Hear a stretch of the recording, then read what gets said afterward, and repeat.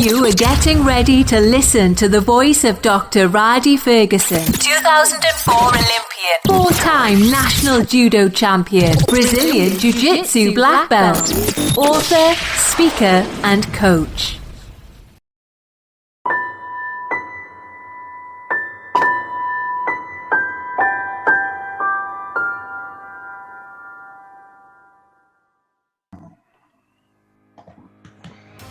Hey, what's going on, man? This is Dr. Rhadi Ferguson, 2004 Olympian, four-time national judo champion, Brazilian Jiu-Jitsu black belt, author, speaker, and coach. My man Keith Pough has probably heard that 100 times, and it comes off just as smooth every time that I say it. I'm here with every time. Never get over, baby. I'm here with the amazing Coach Keith Pough, and I'm gonna talk about Keith a little bit. But I'm gonna let Keith talk about himself a little bit more. I've known Keith, man, since he was a young athlete at Howard University. I think if you've ever watched the motivational speech that I did at Howard University, and I mentioned number 13, Keith is the one that I'm talking about. It's probably the, and I'm talking about myself right now, but that's probably the best motivational speech ever done at Howard University. Hey, that'll get you running out the tunnel right now. Deliver the message. Deliver. Listen here. Hey, I got the helmet downstairs. I go suit up real quick. Hey, put that thing on, hear that thing snap on both sides. Hey, click, clack, click, clack, click, clack. Well, let me tell you something. Keith he's a future Hall of Famer at Howard University. Absolutely one of the best linebackers to ever line up at Howard. We come from a recent legacy of linebackers at Howard University, from Mark Christie to Tracy White, and then elevated with Keith Pough. I've watched Keith develop not only as an athlete, but as a coach. I came a little bit before him, and in terms of the Howard University line, I played football at Howard. I was a professional athlete, and he came after me. He played football at Howard. He became a professional athlete, went to the NFL, did a small stint there, and then began. He did the same thing I did. He started learning more about how to become a better athlete and how to make his body, which is the best machine that he has, run like a well-oiled machine. So he jumped into the strength and conditioning world and has now become one of the premier coaches in the United States when it comes to strength and conditioning. He is one of the assistant strength and conditioning coaches at the University of Maryland. And what's crazy is my first strength and conditioning volunteer job I did at the University of Maryland. And when I saw him at the University of Maryland, I was like, this is absolutely fantastic. Like, we never talked about stuff like that, but he went in the same vein as I did. I ended up being an assistant strength and conditioning coach at Towson State University. He's an assistant strength and conditioning coach at the University of Maryland. And what's cool is I still do strength and conditioning, and I can call Keith now and get information. Like, he just sent me a book that absolutely blew my mind. Just recently. And it's cool watching his personal development, watching his professional development, watching him shed the things that he needs to shed in his life to move forward and pick up the things that he needs in order to grow. And I don't talk to him all the time, but I watch him. But we do talk. But I see the pain, I see the heartache, I see the development, and that's part of the whole process of becoming an athlete and part of the whole process of becoming a world-class coach. Because when you're a world-class coach, you shoulder the burden of the athletes, and they don't know it. You shoulder every win, every loss, every conversation that they bring to your office, every time that they talk to you about their personal relationships, about their school, about their classwork, about things going on in their life, every loss that they have in their personal lives with their family members and people who pass away. And you shoulder that whole burden, and you coach them through that process, especially in the area that he's in right now at the university level. And he specializes in. And I believe when I watch him, and I've done this before because I coach women and female athletes. He specializes in coaching women and female athletes, and that's a really tough area and space to deal with. And in order to pull out the best from them, and not change who they are, but you got to change what they do. And that's very, very difficult as a coach, especially in that age group of 18 or 17 to 22, when they're really figuring out where they are in the world. And I haven't seen anybody who does that as well as Coach Keith Pough. And he's done it so well that, I mean, he's earned just 2 rings recently. His teams from the University of Maryland, the men's basketball team and both the women's basketball team, both won the conference championship this year, and they had an opportunity to display their talents in the NCAA tournament. So that's as much as I'm going to talk about Keith Pough, but he's also my fraternity brother. All right. Yeah, we both, I'm not even going to tell you what fraternity we're in. You already know. Don't even play no games with me with that, okay? Let's start there. Don't let the red shirt fool you. You know what I'm saying? The known knowns. Let's keep it there. The known knowns. It's the known. The known knowns.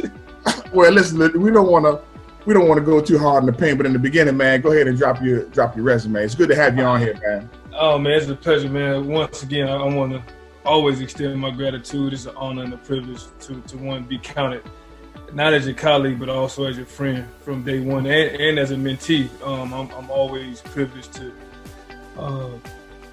the knowledge that you give unselfishly, without giving me the answers, allowing me to think for myself, and like I said, showing me the path, but not telling me which way to go. So I'm appreciative of that first and foremost. I come from humble beginnings, a little country boy from South Carolina. Played football all my life, and I was fortunate enough for football to carry me through Howard University, where Howard made me a man in all aspects and in endeavors. I was fortunate to have a full scholarship to play football, 4-year team captain, 3-year Black College All-American, set a couple records while at Howard. I was fortunate to have, a cup of coffee with the Buffalo Bills, and I had a little sip of tea with Cleveland. And then after that, I was really in a space where, I had to figure out what I wanted to do with life and make that transition. But I knew I was always enamored to training because when the cards don't really shake out in your favor, you got to play the hand that you're dealt. And I wasn't the most gifted. I wasn't the tallest, wasn't the biggest, wasn't the fastest.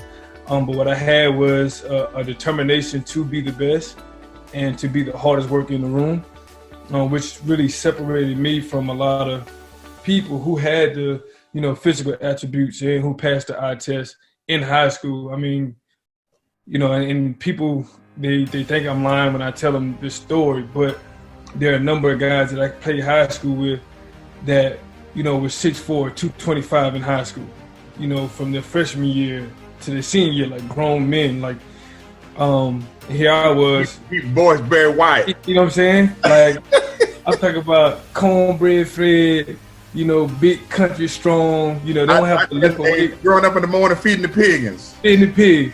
Take that slot bucket out there.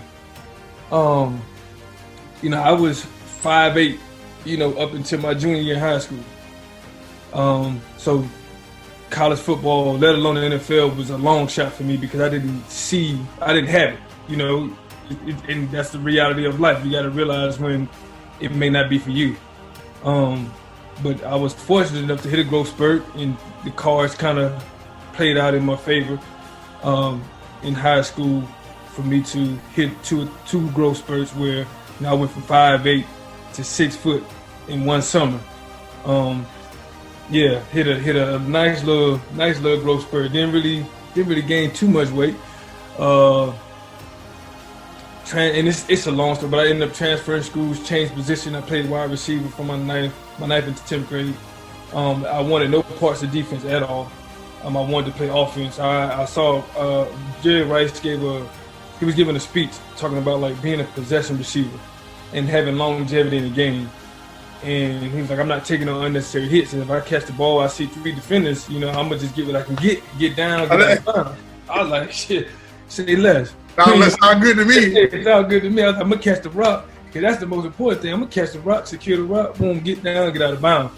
Not that I was scared of physical contact, but it's about longevity. And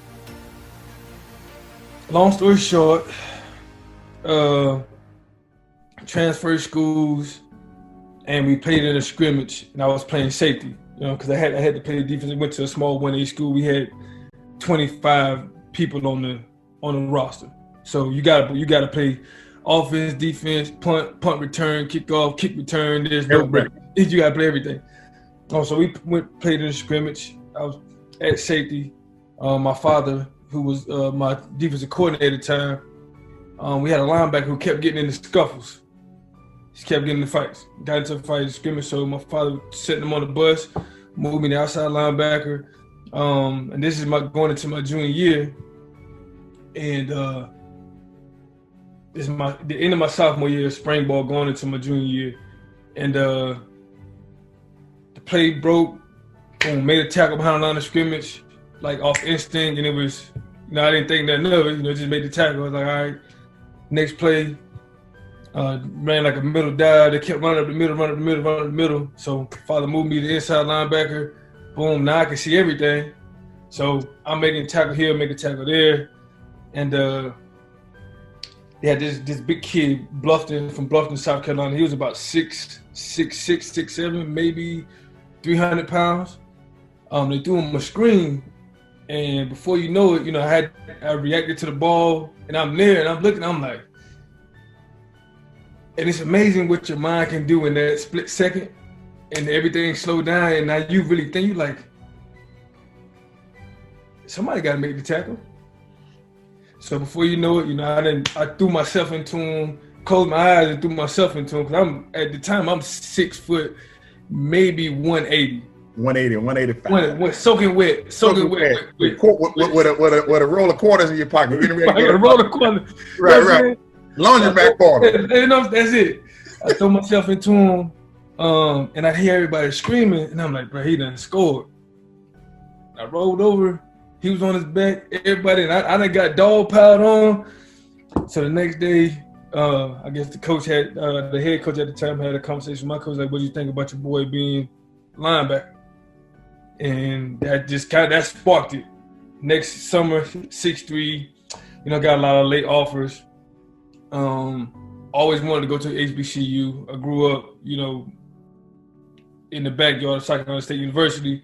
I'm trying to make a long story short. And then, hey, listen, this is my show. It could be a long. Okay. Hey, listen, I had a 2-hour show the other day. I dropped the whole 2 hours. Listen. Yeah, it is. Hey, listen, this belongs to me. Yeah, it is. I'm gonna take my time. We're gonna slow walk. No, listen. What you say?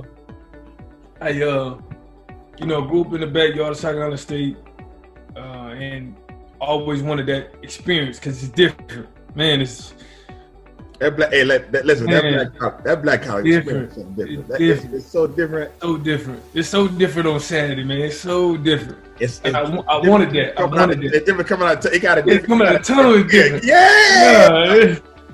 And that's no disrespect to the people that go to the PWIs, because I'll tell you what, it's a different experience. Yeah. Listen, because I done also came out. Don't think because we go to black college, we ain't coming out with 55, 60,000. I've been in the class.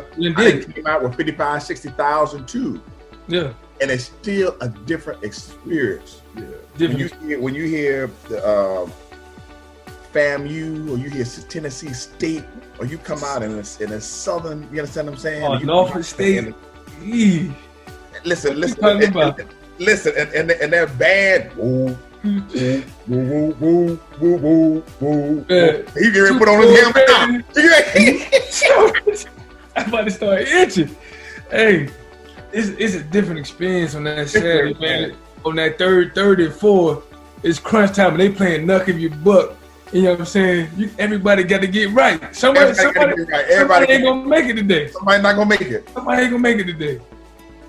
No, they gonna send you. They gonna send you a piece of paper talking about the funeral service on Tuesday. On Tuesday, I need you to be there 1:00. Because somebody not gonna make it. Man, look. And I tell you what, man. I don't want to take you out of your story, but I want you to dive in, and that's not what I want to talk about. But I want you to dive in on the black college experience a little bit as an athlete, because we're in a time right now that mirrors the the time when I came out. Okay. Right. When I was coming through, we had the Public Enemy movement. Right. Coming out wearing the little African medallions. Then we had Spike Lee that was coming out with his films, Do the Right Thing. And then we went through the Bill Cosby movement of the Cosby Show and the Different World, which is a black collar show. And the influx of black folks that went to HBCUs at that time kind of mirrored what we had in the 60s and the 70s. Right. And then we're looking at those professionals that came out of that 60s, 70s movement are what we looked at. Right. And then we're looking at the Spike Lees and the people like that, and the John Singletons who making their movies, and then we jump in, and now we're out now. We're the professionals, and a new crop of people are coming through, and things were different. We came out of that Bush era, and now we're in the Trump era. No matter how you feel or whatever, it creates and spawns different things and different opportunities for different people. And this is the opportunity when we see a wave, or we're seeing the rumblings, trying to get this Fab Five for HBCUs coming. Some of these high profile basketball players are considering going to HBCUs. And I don't really think people understand what life is like at a historically black college, or what the athletic life is like. When you look back and you think about the premier running back to ever hit the field, one of the premier running backs to ever hit the field, you're talking about Walter Payton. You know what I'm saying? Walter Payton, Jackson State. Right. Jerry Rice. Listen. When you sit down and you think about some of the individuals who have, defensive linemen, Michael Strahan. Man, Deacon Jones, Larry Little, Rob Theory, Mel Blunt, Ed Too Tall Jones. What's my man? Robert Porcher. Like Marcus Douglas. Hey, watch this. Earl Holmes. They don't know nothing about Earl Holmes. Let me tell you something, man. I want you to tell. I want you to tell the story. I want you to tell your story. But I want to tell my. I don't know if you heard it before when I did a speech at Howard University. When I did a speech with the football team, I don't know if I ever told you about my Earl Holmes story. So I don't think so. No. Okay, Earl Holmes put 3 people in the hospital. Yeah. Okay, Ted White was one of them. Oh my goodness. Ted was urinating blood. Coach Wilson. So they played they had, for us it was called a 60 front. So nose and Sarah, nose and Will. So the 3 down linemen covered. Right. And then Earl's sitting in the middle. Yeah. And there's nobody on Earl because he's back away from the center. Yeah. Center can't get Earl. No. He don't got it. You don't got it. Now, Earl Holmes franchise player for the Pittsburgh Steelers. We in the meeting. Coach Wilson say, we're going to run 50 ISO right up the middle. I'm thinking, okay, that's cool. We want the center to down block. And then the fullback go in the middle. Hey, listen, you know me, I was an engineer, so you know me. I'm a smart ass. I'm doing the math. I done carried the 1, you know what I'm saying? I done divide by 2. Square root, you know what I'm saying? I done did all the math by it. I say, what type of sense does it make for me at 225 pounds to run into Earl Holmes who's 260 and the center is right there? Right. Ferguson, we don't need you to so. I said, okay. Nope. Earl Holmes now averaging 22 tackles, 23 tackles a game now. Earl Holmes is 260. You seen Earl Holmes, bro? Moving, man. I'm talking about getting sideline to sideline, crashing, coming up the middle. I had watched Earl Holmes hit Stephen Mosley, made him do a 360 flip, boom, hit the ground. He came to the sideline and started crying. Man. Do you understand what I'm saying? Somebody else ran across the middle. Earl put him out the game. Earl had hit Ted so many times in the backfield, it was unbelievable. He getting up slower and slower. They get this bright idea. I'm on the sideline. Ferguson, grab the front of your face mask. Let me get one right, 52 ISO. I run out there. I said, man, one right, 52 ISO. Ted White say, one right, 52 ISO on 1. I'm a world-class athlete now. Okay. Absolutely. Now, I was not then. Mm-hmm. Okay, right? I was in the developmental stages. Okay? Right. Then I was a mechanical engineering student. I was running the whole force equals mass time acceleration all in my head. Boy had about to make a business decision. I had to make a business decision. Coach, when they called the play, okay, I was in my 3-point stance. I stepped with my left foot. Yeah. I put my right foot behind my left ankle. And act like I fell down. Act like I fell down, dog. They say, they pulled me out of the game. Get your ass out the game. I said, let me tell you something. I went to the hospital that evening to visit Ted. Okay, because I was not in the bed. All right, I was not in the hospital. Bro, listen, I don't know if we was gonna win that game. I can tell you what, we weren't gonna win that game with that ISO. Oh, absolutely not. And let me tell you something. Out of all the people on the sideline, if you think you're gonna call me to ISO in the Earl Holmes, who's knocking out, I'm not talking. Listen, you are a good linebacker. you are agile and speed playing linebacker. One of the things that got you caught up is like you were a tweener, like you were a strong safety linebacker. Now big enough in the NFL to be a linebacker, not fast enough to play strong, not slow by any means, but you right. You need to be if they don't have no 4-4 defense, it's hard for you to play. Exactly. So Earl Holmes was straight knockout. Yeah. Different type of player. Different type. Let me tell you something. I had got caught up in the familiarity heuristic and the recency heuristic. I had seen what he was doing in the first quarter. And by the time they called me in, my answer was no, sir. No, sir. Not me. Not today. And not today. How you? Now, I'm telling you that I'm not telling you that is the thing to do, but I'm telling you this. And I try to tell my son this because he hasn't played yet. And I want you to talk about the Black College experience. When you get hit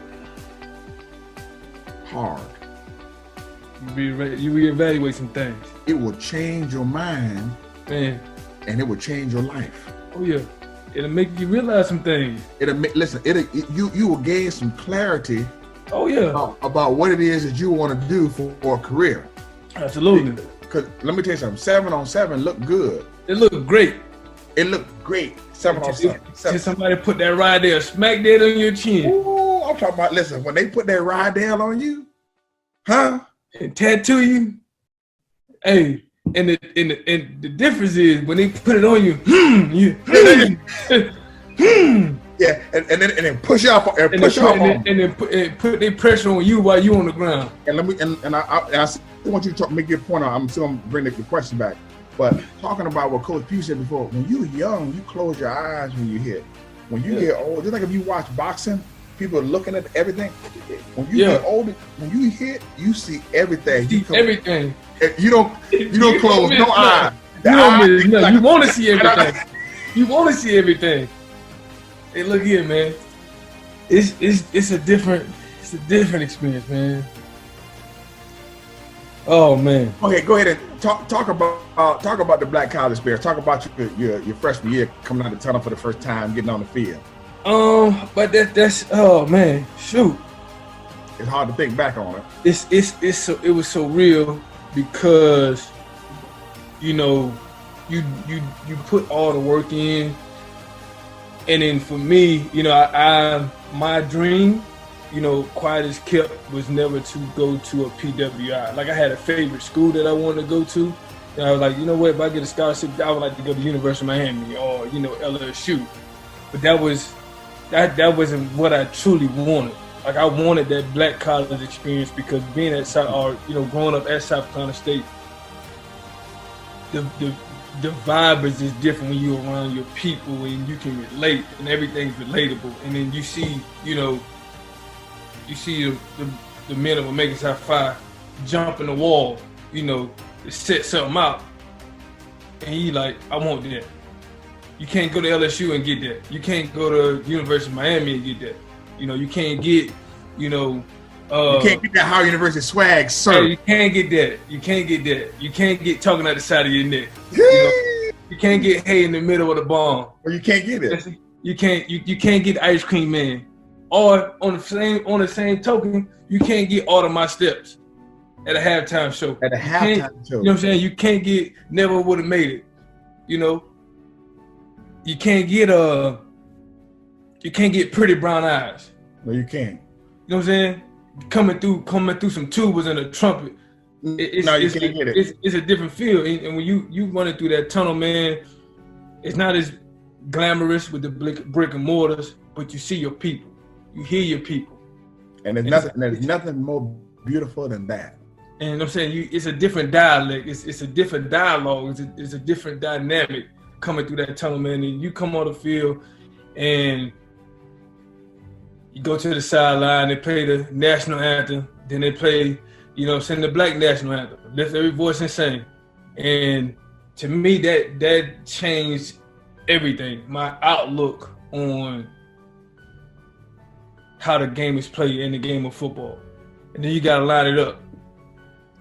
And I'm gonna be honest with you. I've seen a lot of great athletes, in the NFL or whatever, but we have the same caliber of talent at the HBCUs. Same. And the reality of it is, a lot of the players that back in the day and now that come from HBCUs are Hall of Fame caliber athletes. So, if I had to make the argument, I would say there's the only difference to me, between HBCUs and PWIs is in the trenches. And big schools is in the trenches. That's it. Because on the skill position. On the skill position, you got skill. You got skill. I tell people this. I say, man,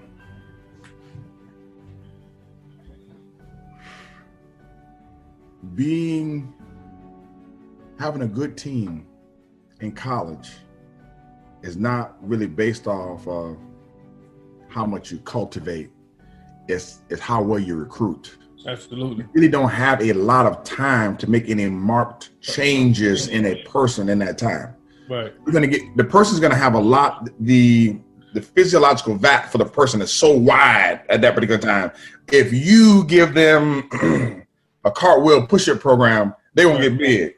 Right. They're gonna get big anyway, 18, 19, 21, 22. Right, because the neuroadaptations is so vast. Exactly. Now, if you can get all those players and pool them in a certain environment together, then they're gonna get better from being around each other. Yep. It's a recruitment thing. So the athletes that go to the PWIs just go to the HBCUs. Crazy. And another point, that's really touched on. I'm not gonna say it's easier to be a dog, at a predominantly white institution or or D1 BCS level program. But if you think about the law of averages, if I'm on defense and it's just me and a cornerback that are dogs, everybody else is just, run-of-the-mill average, or, their goal is not to play football. They're just doing it because it's a scholarship. Then every play is different.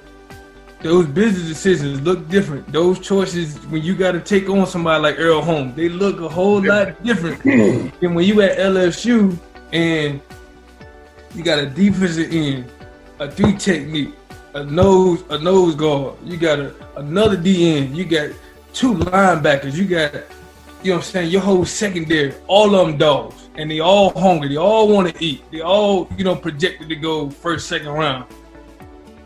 Now all I gotta do, I just gotta do my job. I just gotta do my job. I just got one job to do. My corner making it easy. I know he shut down. That the ball ain't going there. I got a nose guard that's taking on a double team. And I don't have to play man. And I don't gotta play man. I play zone. I can preserve my energy. So you got nine dogs on one side as opposed to two, where you know what I'm saying, that two is taking on the brunt of everything. You know, you got to think for the safety, think for the corner. You know, my nose tackle getting blown off the ball, so it's different dynamics. I'm not saying that it's easy. I'm just saying if I had to look at it from the grand scheme of things, I will say this: it's easier to play in a system where I don't got to think. I'm just going. Right. You know, I'm surrounded by people who gonna make plays. I can count on them to make plays. I remember when it was me and my cousin who played at Bethune-Cookman at the time, and there was a couple of other dudes from FAM, Bethune. I think it was somebody. I remember somebody being from one of the schools in Georgia. It might have been Valdosta State. We were down at University of Miami. We were doing 7-on-7, and it was Miami, University of Florida, and Florida State. Okay. Yeah. Versus the HBCU squad. Mm-hmm. These were the guys that you see on television. Those dudes. Oh, absolutely, yeah. Man, we beat them so bad. Yeah. And talk trash with them. First of all, they can't play man to man. No. When you jump up on them in the bump, they can't get off the line. Absolutely. All they know how to play is cover 2, cover 3, and at that time a little sprinkle of cover 4. That's it. Black college, we playing quarter, half. You know what I'm saying? We playing man under. You got to play man. We playing man under with the linebackers. We playing man. You got to. You got to be an athlete. They just used to playing zone. No, we playing man, man under. Yeah. So when we play man under and then lock up the corners and let the strong safety, he locks onto the tight end and let the safety play free. That's it. Safety, you do what you want to do. So safety can lean on one side, the strong side, the weak side, wherever you think you're going with the ball. Man, we picking the ball off. We run. They was getting so frustrated because University of Miami back then was playing cover 2. Yeah. You know how bad a black college eat you up on cover 2. Man, look here. You ain't got to tell me. And you don't have no pass rush. You ain't got no pass rush. You don't got nobody to get to the quarterback. They back there looking, having a Coke and a smile. That's it, bro. I mean, we beat them so bad. I felt bad for them taking that beating because they just believe. But listen, they passed the eyeball test, boy. Oh, they look good. Ooh, I talk about this here. I'm talking about everything. Yeah, pretty around and pretty now. Pretty. They looking good. They look good. I mean, they can't fight sleep. Man, look here. Look here, man. And to your point, we my freshman year, going into my sophomore year, how we went over to the University of Maryland, 7-on-7. Man, same thing. Hey, listen. Hey, look here. It got so bad over there because they had their offensive linemen, defensive linemen were out there working out too. So they watching, and this is 2008, 2009, right? And we doing them so dirty that we talking trash to the offensive defensive linemen because we walking up and down the field, you know what I'm saying, picking them apart. So their offensive defensive linemen are there saying, y'all don't want to put the pads on, dog. Like, man, we playing the drill. Y'all called us over here. Because y'all thought y'all gonna get some work. Y'all got work. Yeah, you know what I'm saying? So I like granted, if we keep it, let's call a spade. We put the pads on, y'all gonna beat us in the trenches because y'all have better athletes. Y'all stronger. I wouldn't even go that far. What happens is they got more depth. They got more depth, yeah. So what happens is in the first 15 minutes, we in there. But when they rotate that special teams, and watch this, that second group of linemen that comes in. Oh yeah. We go from 1 to 5. They go from 1 to 1.5. That's it. Like I starting 5 in the front on the front line, and they starting 5 on the front line. Oh, it's no problem. No. When they start substituting and that beat down coming, and we don't have the substitute. Absolutely. and people don't really realize that's the difference between scholarship offers. Yeah. They have more scholarship offers. What they got? They get 60, we get 40, 80, and 60. I don't know what it is now. Yeah, I don't know what it is now. Whatever it is now, it's a couple less. Yeah. So when you see the difference in the kicking game, we rarely, we did my era, and you notice my era, we spent money on a kick. Yeah. We had Ruben Reeves and Jason DeQuier. Right. But we spent money on a kicker, which was very rare back then to spend that money on a kicker at Black College. Full scholarship kicker. Full scholarship, absolutely. Full scholarship kicker? Yeah. No. But it paid off dividends. Yeah. Because tight games. I ain't talking about momentum now, field position. That man, it's this special team is everything. Man, it's difficult to drive the ball 80 yards. Yeah, I don't think people realize how difficult it is on anybody to take that ball 80 yards. And let me tell you how, and it's difficult because I can swap. Man, I got at least 3 tailbacks and at least 2 blocking fullbacks, and I'm rotating. And they the ones running in the plays, and I'm rotating them in. Yep. But the linebackers and the D linemen, they stand out there the whole time. Once that thing when it get about play 7, play 8, you like, hey, Cole, we might need give me a timeout or something. And then we start. Then when the linemen start getting tired, the old linemen start getting tired. That's when they start running the 3-step drop, because it's easier to pass block than it is to pass rush. Yep. Boy, and the defense start getting tired, and they start. And then that 5 turned to 15, that 15 turned into 20, that 20 turned into 45. And you watching for the defense to start arguing amongst each other. Yeah, you get the sign, and then you can't even get your cup of Gatorade.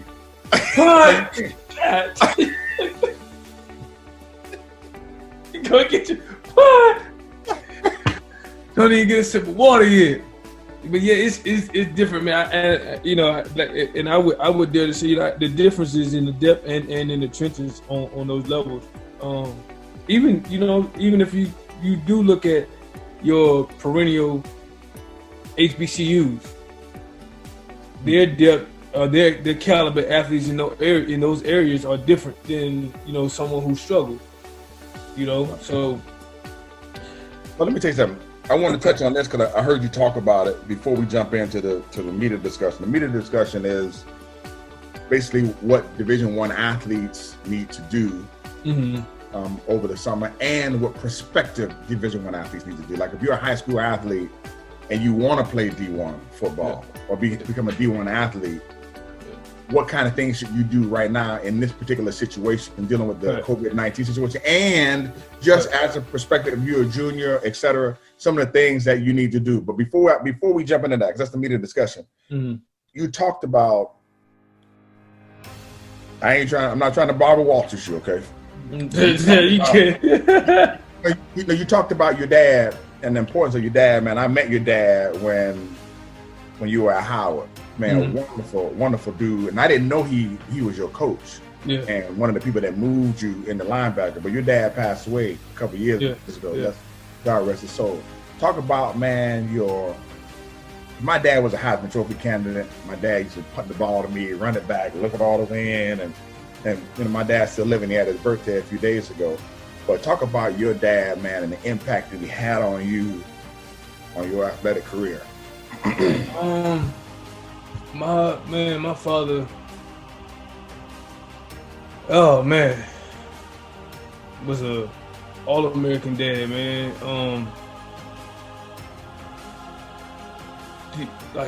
I knew hard work because that's what I saw.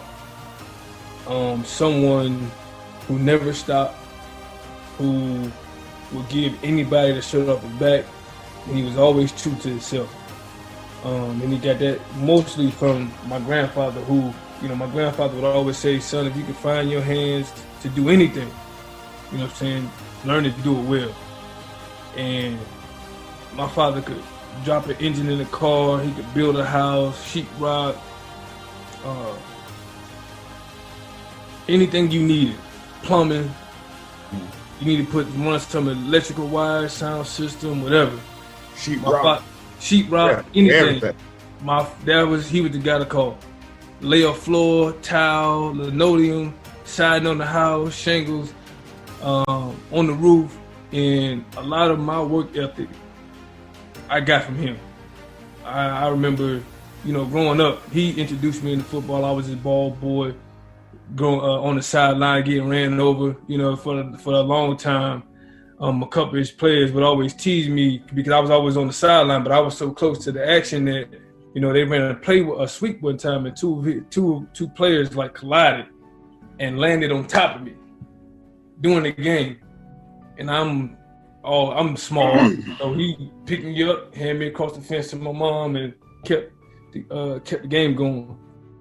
But I was always in football. No matter, I was born into football because that's what he did, and I was everywhere with. I was in his back pocket from the time I was born until the time that he eventually transitioned. And I don't recall ever having a summer or a spring break or a winter break or any kind of break where we wasn't doing some kind of work. Putting shingles on the house, during the summertime, and then going to 7-on-7, during the winter break, going and remodeling houses, laying floors, putting up lights, doing a little small carpentry work, doing plumbing work. That's where I got my work ethic from, because that's what I saw, and I was always around that. And I knew, there's no substitute for hard work. And my father, he was a player's coach. He had a personality like no other. Either you like him or you didn't, and that's just what it was. But he didn't have grievances with a lot of people. When he did, they were well founded, because he just had such a good heart, And I remarked at how many people, said he did for them, and yet we didn't go without. And I don't understand how he had the time to do it. But I understand because he didn't stop. He had, I know, and I believe he knew his time was limited, so he didn't have a lot of time. He couldn't put things off. He was always, I gotta do this, I gotta do that. If something wasn't right, he couldn't sleep. If this didn't happen, that thing would bother him until the early hours of the morning. He'll be up at 4:30, 5 o'clock in the morning trying to go get it done. I gotta go do this for that person. I gotta go, help this person with that one. I gotta go help this person change the brake shoes. Bring it by the house. I got it. Yeah, you can come to the house. Most of his players stayed over at the house, because that was just, we're going to Coach Pough's house. Raising athletes and being there for his athletes and being that father figure. Because in our in our culture, we lack that father figure, especially as men, women too. But most young males need that. They're looking for that father role. Someone who is a man. In order to be a man, you got to see a man, and the closest thing to a man, was my father. Now, was he perfect? No, he wasn't perfect by any stretch of the imagination, but so he was a great man and a great person, and he taught me everything I knew, or everything I know, to this day, just about work ethic, about what it is to be a man, what it is to be a friend, to what true friendship is, and being true to yourself, not slighting yourself in the process. So he was my coach in high school, coached me all through high school. 9th, 10th grade, he was my head coach. 9th, 10th grade year, my 11th, 12th grade year. He was he was a defensive coordinator, assistant head coach, and then when I got the scholarship to Howard, I did 1 year at Howard, and then the next year, he moved up to DC. Somehow he found a way to get on the coaching staff at Howard. I lie to you not. Somehow he found a way to get on the coaching staff at Howard, and lasted, 3 head coaches. Your dad coached you at Howard? Yeah, well, he wasn't my coach, but he wasn't your coach. No, yeah. But he coached. Yeah, you gotta give you a little space to grow. A little space, yeah. You know, right. But hey, but he kept his eye on you. He kept his eye on you. I don't. There hasn't been a time, and I understand it now, but I didn't understand it then. Why we never separated. There was probably a year max that we were, I guess, separated. And when I say separated, I mean like we wasn't always, because we were always together from the time I was born until, you know, again, like I said, up until he transitioned, always together. And I can, your dad was everywhere. Everywhere. And he, man, and I'll try to tell two brief stories, just to kind of get, so people have an understanding of like what he was. So he coached at a Columbia Heights educational campus in DC. They had a game on a Friday night. We played FAMU.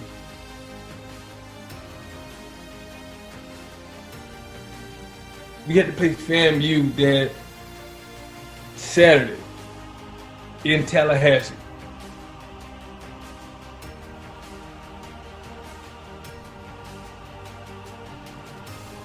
I believe it was a night game.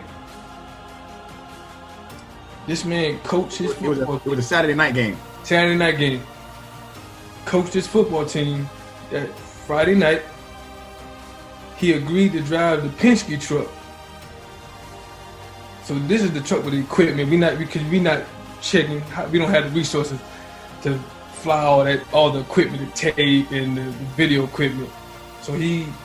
So hold on, time out. He was coaching at Howard and the high school? Yeah. Yeah. So he coached his team that Friday night. Got on the road after the game. No. Don't forget the part where he had to load the truck. Got to load the truck. He got to load the Penske truck. Loads the truck. Drives from DC to South Carolina for that Saturday morning. That's the 8-hour trip. 8-hour trip. Got up, slept, I guess maybe 2 or 3 hours, and then drove from South Carolina to Tallahassee in the Penske truck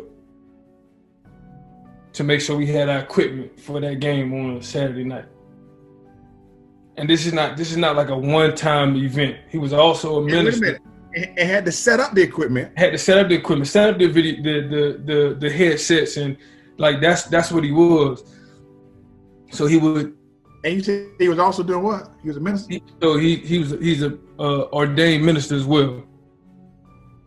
So now he's also doing Bible study and being a chaplain, and this is the crazy part. After the game on Saturday night, he drives back to South Carolina so he can attend our home church service, and then drives back up to DC. Goes to work Monday morning.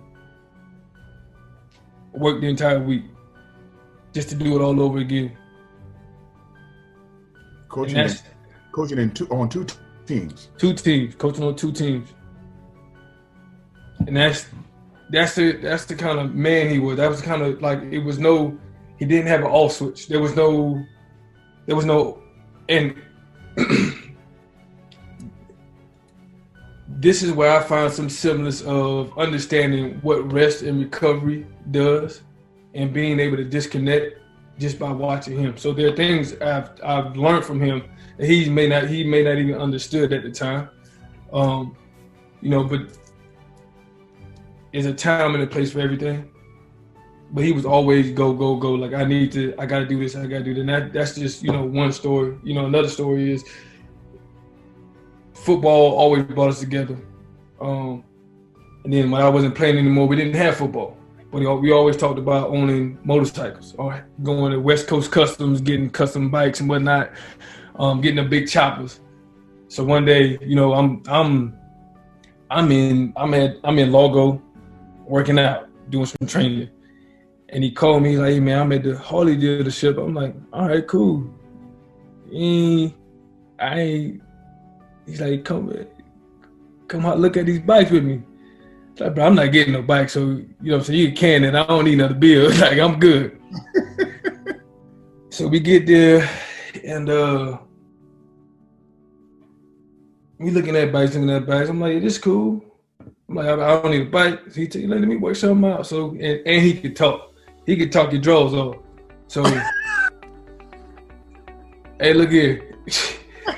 hey, you have a conversation with you, and next thing you know, you give him your whole checkbook. Right, everything. I'm talking about talk, but not just like in a way that was some BS. It was like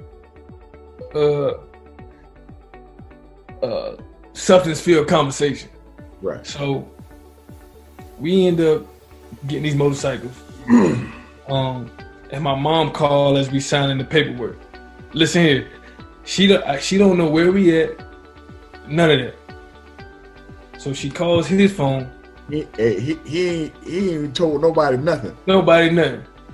Call his phone. So he look at the phone and he give it to me.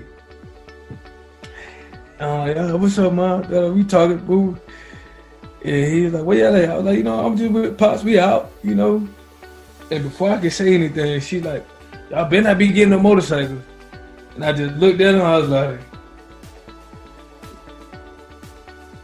that ain't my business. That ain't my business. So I said, no, we ain't doing that. So we signed the paperwork, came home with the motorcycles, man.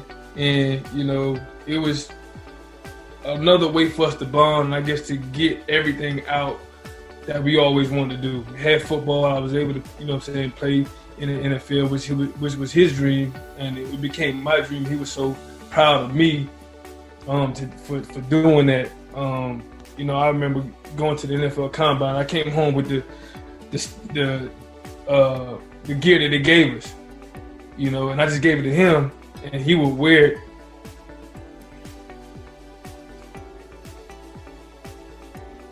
Anytime.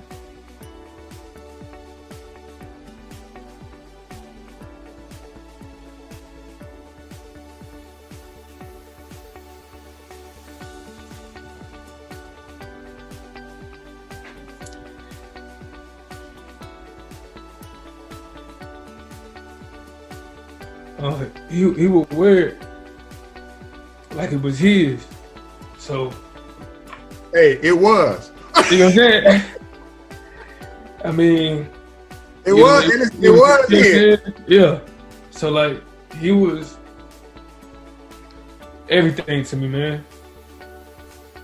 Solid individual. In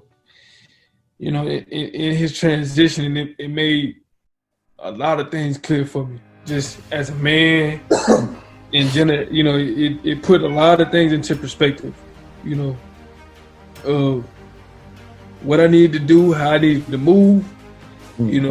Everything that I needed, I had already learned. For the most part, and how I needed to move. I needed to govern myself accordingly. A lot of universal truths, reveal themselves in this transition. Right, and you understood why he spent all that time with you, man. It made perfect sense, man. It made so much sense. It gave me so much peace, knowing that my purview, man, and looking at you and your dad, man, y'all was like two brothers, man. And that's how we were, man. Like it was no shortage on. He was my father, but he also was my friend, like my best friend. Best friend. That would tighten you up too. Hey, right. Exactly. That would keep it real with me, and that's what you need though. You need somebody that gonna keep it real with you no matter what. Right. But always have your best interest at heart. They pull you out like my old man said, hey man, God is not pleased with that behavior. Exactly. That's all he say. He don't get it. Deeper than that. You don't get it all that. Dad, I don't know what I'm gonna do. What did God say? What did God say? Pray on it. Did you pray about it? No, I ain't pray about it. Okay, then. And they just walk off. And then walk off and leave there. You like, oh, you ain't gonna help me? You good? I just did. Just did help you. Man, I tell you what, your old man sound like mine. My dad never missed a game. No. Bro, I'm talking about, when I think about it now that I got, you know, as we say, I got 2 children. Yeah. And he didn't miss nothing. Nothing. Only one thing that they missed, because they didn't know what was going on. I won the spelling bee in 2nd grade. Mm-hmm. Wasn't no paper sent home or nothing. We just had the spelling bee that day. That's the only thing that he missed. Yeah, because he didn't know about it. Bro, I'm playing in South Carolina, man. He's there. Yeah. He never missed a game. Any of my college games. I mean, when he was on the staff, but with that year, he wasn't. He was at every game. Every game. My dad, he did not go to the Circle City Classic because we played on ESPN. Because you know how it is. When you're a dad, you also want to be able to. You want to be, exactly. Your remote. Exactly. Like, look at exactly. Right, and look at your son play on ESPN. So we played on ESPN a few times. He had that particular privilege. But one of the best things, man, was I played in the Black College All-Star game. Yeah. To have my parents see me playing they watched me on TV to play in an All-Star game. And my parents, looking up in the stands and seeing my parents at the Olympics. Yeah. Something else. Your dad went to the NFL game, right? Yeah, yeah. So they came up while I was in Cleveland, man, and see him there and take that picture to come to practice, man, to come to facility. I remember take that picture. The picture with you in the uniform and everything. You best believe it. Shoot, I remember my recruiting visit to Howard. I got on the plane. They drove up. he drove like that's just how he was. Like it was for him too. Right? Know? No, it was. And let me tell you, you said something important, and I tell parents this all the time. They say, "Well, my kids need to make a decision. Might need to be my kids' dream." I said, "Listen, your kids don't have no dreams in the beginning. You live vicariously through your kids for a reason. For a reason. Like you have to push your kids to something. Yeah. And let them and as you push them to the thing, push them so that they learn all the tangibles and intangibles of that thing that can also relate to getting other things. Exactly. Because it's all interdependent, man. Like all the books that we done read, we read the books where they talk about the parents who, when the kid got popped out the womb, they teaching them how to play chess. How to play chess. They ain't asked them what they want to play. They setting the tone for early. They didn't ask them, do they like chess? Man, I ain't asked you if you like the grocery in the refrigerator. I see you eating it though. And I see you tearing it up. And you're gonna tear up this chess, and I'm gonna teach you chess. They taught all their kids to be what? World champions in chess, or world class chess masters. Yep. That is what you do. It's not that you're trying to push your kid to live vicariously through your kid. It's that you, as a parent, get to make the decision of what resources are going to be available to your child, because it's your child. Yeah. They say, yeah, but it's their life. Yeah, it's their life when they can live it. Absolutely. But if I leave you where you are at 2 months, you can't live your life. Live. Exactly. You live in my life, because I gotta pull some of my life out to make sure that you have one. Absolutely. So until you can live it on your own, you're gonna live. You're gonna live how we live. We're gonna live how we got to live. Right. You know, and it's about that exposure too. You know, if you're not exposed to it, you don't know. You don't know no better. You know what I'm saying? You don't know no better. You don't know no better. And while you can't make a decision for your child, the best thing you can do is expose them to it and let them make that decision. And then you support them in that decision. And he was that. He exposed me to it. I chose it. I made the choice. And then once you make that choice, there's no halfway. Right. Well, Coach Pough, give me we're gonna take a pause here for a moment. I'm gonna refill my coffee, and then we're gonna get on with the second part of the interview. Right on. So, all right. So, Coach Pough, you talked about a lot of things, man. You talked about, we talked about HBCUs, your dad's influence. You talked about work ethic, you being a ball boy, bathing yourself in the sport. Right. And you also talked a little bit about gender roles, a little bit about a man needs to kind of be around to help another man develop. I mean, there's Absolutely. something, if something's broken in my house on my plumbing, I could do what I can, Right. but I need a plumber Right. to fix it.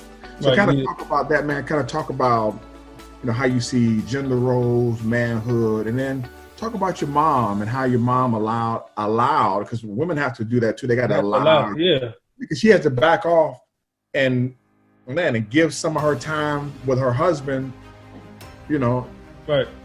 to you and your dad. You understand what I'm saying?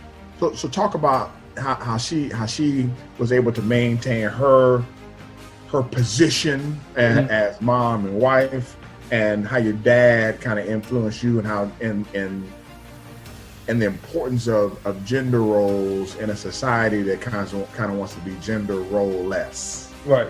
I mean,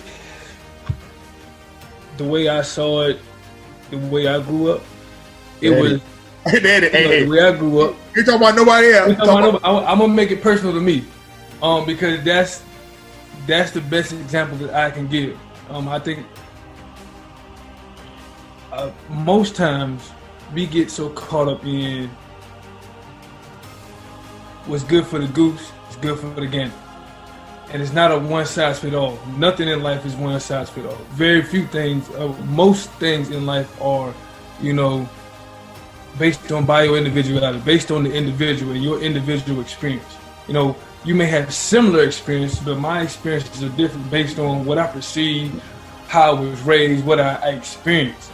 So what I experienced was an understanding between two people who understood what they needed to do to make the best of what they had. And a lot of times we get lost in, this is relationship goals, this is a set, defined way of what it is that it should look like. When in all actuality, it's based on, this is what we got, this is where we want to go, this is what we got to do to get there. What are we willing to choose to let go, to take on, to consume us, or to consume for us to get to where we're trying to go? And one can argue that that's politically correct, but at the end of the day, I can't tell you how to live your life because I'm not living your life. I'm not experiencing what you're experiencing. And nowadays, women are breadwinners now. But that doesn't make the man in the household any less of a man. He's still a man. Allow him to be a man. And here's a rough part. How do they allow somebody to be something that they ain't never seen? They ain't never seen. You can't model what you haven't seen. So what they believe is, I make more money, I call the shots. Absolutely. Ain't no shot calling for nobody. Nobody. There's no shot calling. Because I can tell you one thing for sure. Two things for certain. That money ain't gonna always be there. I done been there and seen it, and you live long enough, you're gonna be without it. If not for a brief time, maybe for an extended period of time. And I'm not saying that to say that money, you don't need money, because you need money. Money is a tool. Money is a tool. Money answers all things. That's what the good book say. Money answers all things. All things. All things. So you need money. But what I'm saying is, don't let that thing create a love of become, because that's the root of. Don't make me now. Listen. We can go. We can go. Bring this thing all the way back now. The love of money is the root of all evil. Not money. Not the love of it. the lust for it, the desire for it. It makes you do different things. It makes you treat people different. All right. So that man still got to be a man. All right. Now, if he's being a man, that's a totally different issue. I can't say whether he is being a man or not, but it's very difficult for people to define what a real man is. And I hear a lot of people say that, man. And I'm really glad that you're able to sit in that coaching space so that people can see it. Here's the best way I can explain it. And we don't want to preach to you. All right.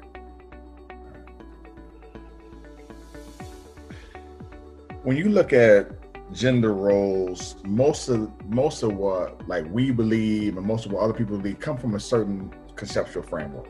Absolutely. If you believe in the Judeo-Christian theoretical framework, then you have a ideal of what a man does. Yep. And what a man does is this. When there's a noise in the middle of the night that could be a possible intruder who could end up killing me, or that man get up and go see about it. I'm willing to listen, my boy. Look at, let me bring this thing on home. See, I'm willing to go and give up my life, so that everybody else can live. He died so that we may live. So here's the difference. When you're laying in the bed, Jesus, late at night, and the noise goes off. When you know, or you have an expectation of who goes to check, that lets you know the role of that person in the relationship. That, fortunately or unfortunately, comes at a cost. Are you willing to pay the price? See, the salvation is free. Jesus. Like for you to be saved, for you to not get killed by the intruder, that's free. The salvation is free. But the move to go to check on the intruder, that comes with a cost. They're gonna cost you something. That's gonna cost you something. They're gonna cost you something. That's gonna cost you something. So what I try to tell people is the tap on the shoulder that the man get to check on the intruder, the opposite tap on the shoulder that he make because he want to get up something at 1 or 2 o'clock in the morning, that even that's that different. That's where that thing that scale start to balance right there. But people don't see that. Yeah. They don't see that. I would rate, man. I like things in threes. A man is supposed to provide, procreate, and protect. So, and how you provide is based on what you have to provide with, what you have to offer in your provision. So, in that man, it may not be financial. It could be emotional. You know, it could be. But you got to understand your role within the role that you're trying to play. And that's when it comes back to what's best for us. What's best for us? Like, and I grew up old school. I don't believe a woman should, have to pump her gas if I'm in the car. Never, no. I don't believe a woman should touch the garbage can in the house. Touch the garbage can, no. If there's a man-child or a boy in the house, a woman should have to touch the garbage can. She don't have to do no yard work unless she gardening or pulling some weeds out the garden. She better not cut no grass. She better not do nothing with no air filter. As long as there's a man in the house, a man present, cousin, uncle, nephew, whatever. And if you know ain't no man over there, you need to go. Go check. Go check. Go check. Go see about her. See if she alright. If that's your people. Now, that's your people. Now that's how I was raised. That's how I was raised. Some people my son will tell you, if we going in the store somewhere, he open up the door for a sister. If another woman there, he step to the side, let that woman walk. Let go first. And he go in. Now that might be old school. But that's the only school. Yeah. For me now. I ain't saying nothing about nobody else. That's how my chosen way of life. That's how I choose to live. That's how I choose to live. So you gotta get it how you live. So, and again, we get caught up in so many schools of thought, and we try to generalize everything. No, what works best for you? That's it. Let's start there, because success leaves clues. And my parents were married for 30-something years. High school sweethearts. Mine 47. You know what I'm saying? High school sweethearts. I'm not saying that they were perfect. I'm not saying that everything they did was right. But because they had an understanding, they were willing to work together based on what they had. They wanted to do the best they had with what they had. And it worked for them. So you can't ask for what works for this person, what works for that person. It's gonna fail you every time. But the one thing that I do know is this. And this will segue us into the part of our discussion. No. Your parents married for what, 35 years? 33. 33? My parents married 47. Yeah. There's things that happen in a 30, 40-year-old marriage that ain't nobody going to discuss. Exactly. Ain't nobody going to talk about. Ever. There's things that happen to your parents' marriage and my parents' marriage that we ain't never going to talk about. We ain't going to talk about. We're going to talk about it. But you know what? If you're going to be married that long, it requires a higher level of perseverance. Absolutely. And it requires a higher level of stick-to-itiveness. Yeah. And the reason why people get up and they applaud people who've been married 30, 40, 50, 60 years is because they know the work that it takes to get to that level. And let me tell you, my mom Dukes is a soldier. Soldier. I'm talking about, you know what I'm saying? My pops transitioning aside, women don't get enough credit for how powerful they are and how much they take on. And to this, I would say women are the most powerful beings on this earth. Planet. We don't get here without ever created by far. And I watch my mom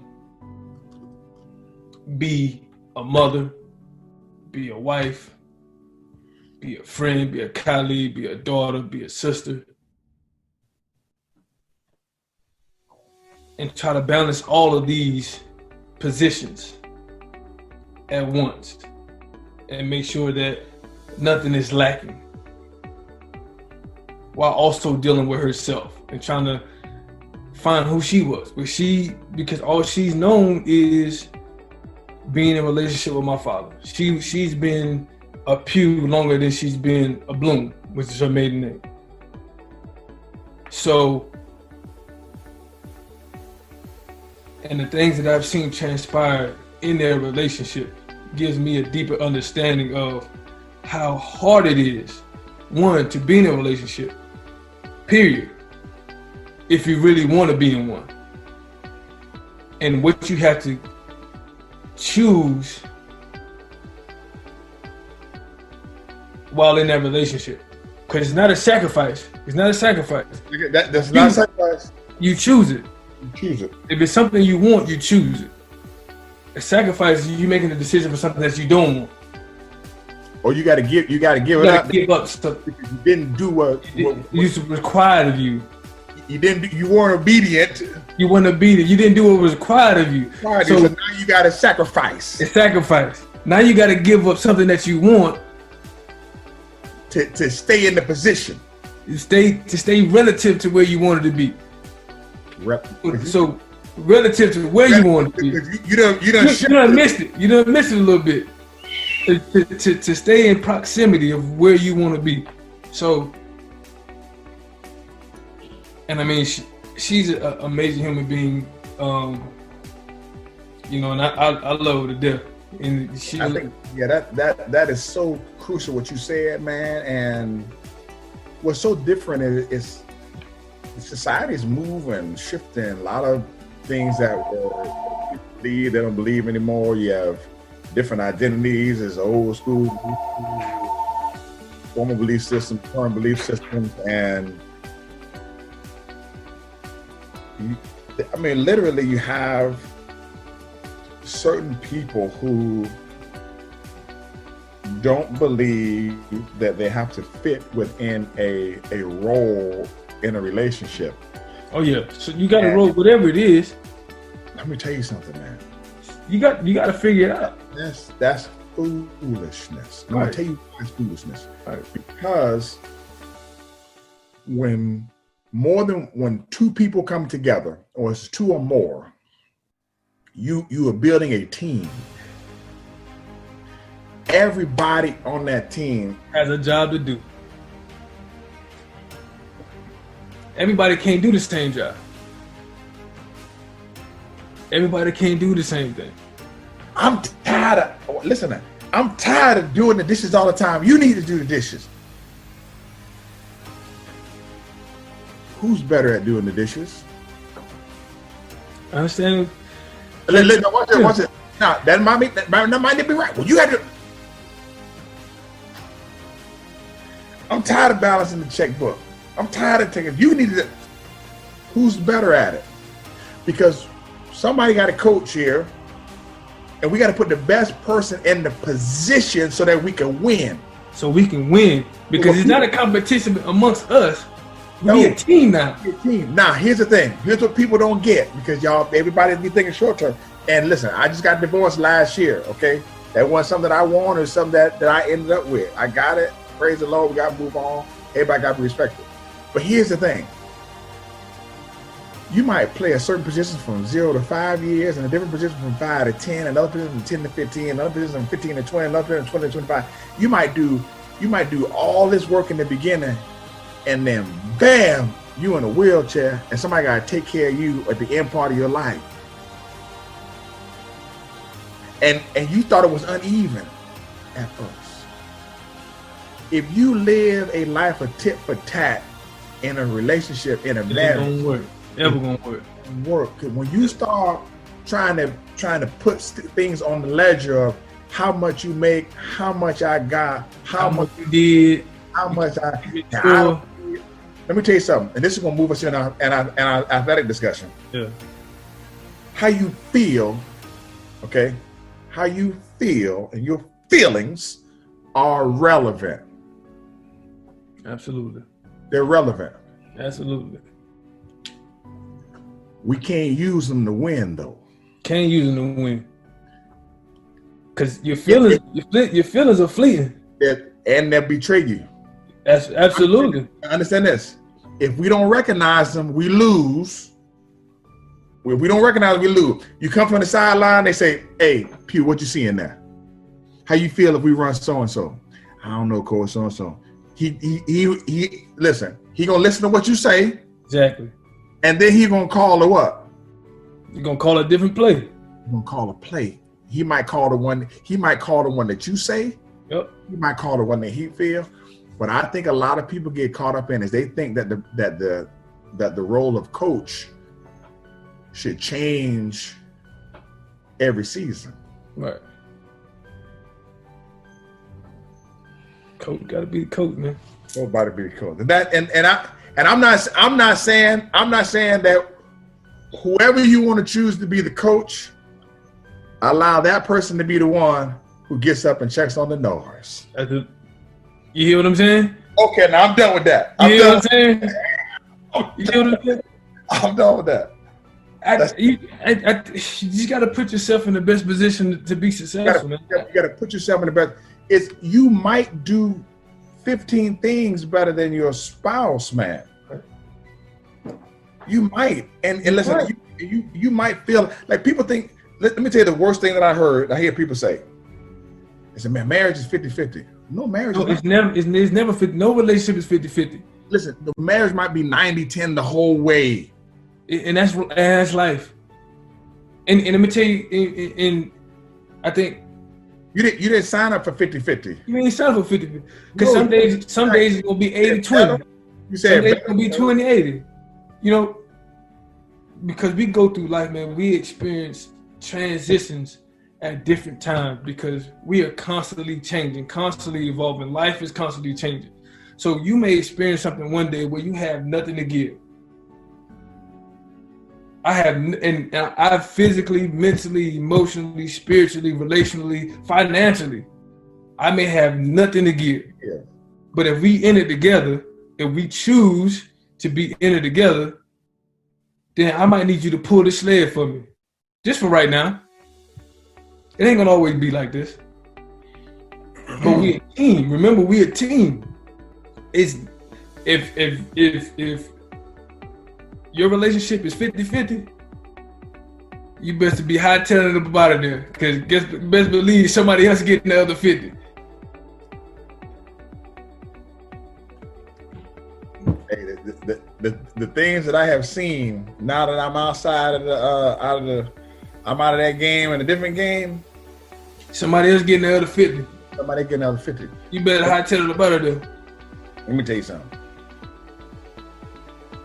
Here's my piece of advice. I'm gonna bring my son in here because I want my son to be part of the second half of it. When you start talking about your issues or your problems to people that's not on the team, loose lips, sink ships. Your team can't win. Can't win. And at the end of the day, you're gonna lose. You're gonna lose. You're gonna lose. Listen, the people. Listen, when the people that you coaching in the weight room, when they start talking about your program to the people at in the cafeteria or the people on camera, they start complaining to other people.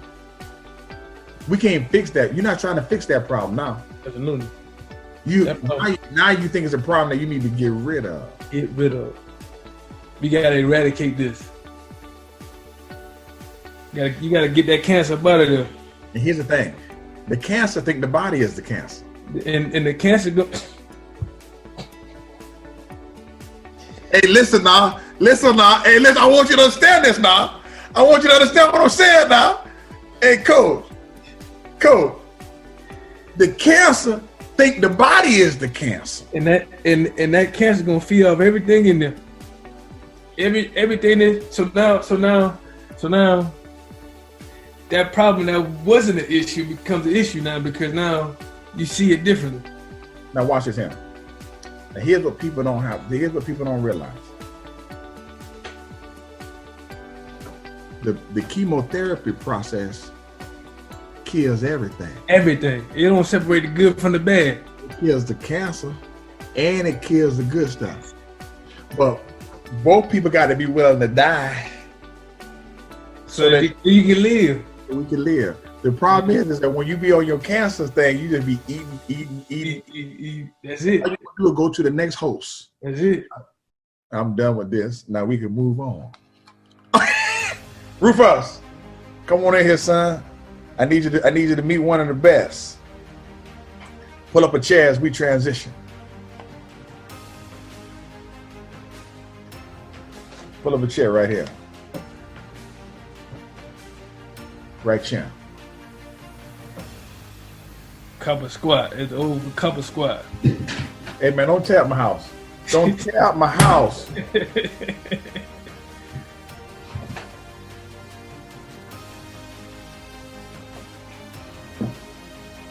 You know he got that's Coach Pough.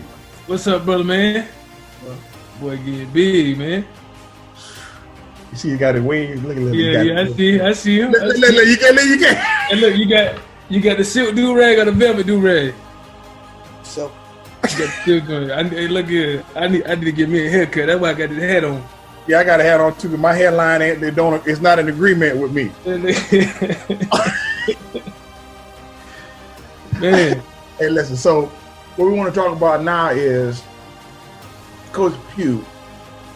What can an aspiring high school athlete do right now in the summer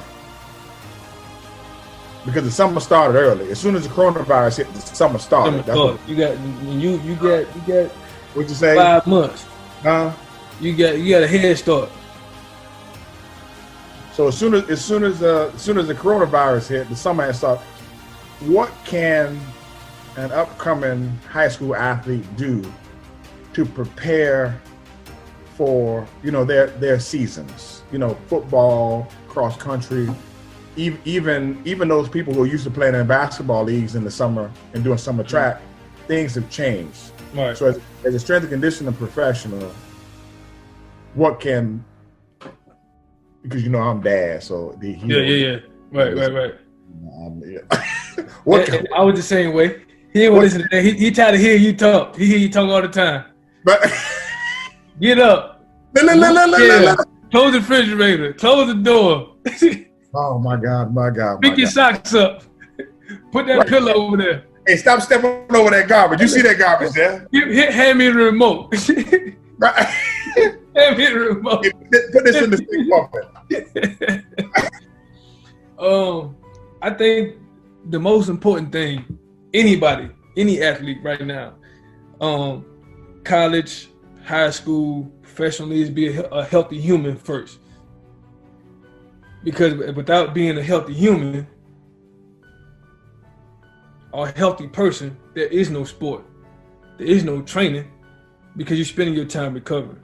So being a healthy human first. What do you mean by that? So in terms of this pandemic, let's use the pandemic to be example. Practice social distancing, wash your hands, making sure that you're using a mask or you're wearing a mask, all within the guidelines of what the CDC has imposed upon us, or the pandemic has imposed upon us, because this is real. We have 40,000 deaths in the U.S. alone, over 800,000 cases, and people are dropping like flies, everywhere. Something that has been seen before, but not in our lifetime, that we've seen something to this magnitude of where people are literally just, passing away.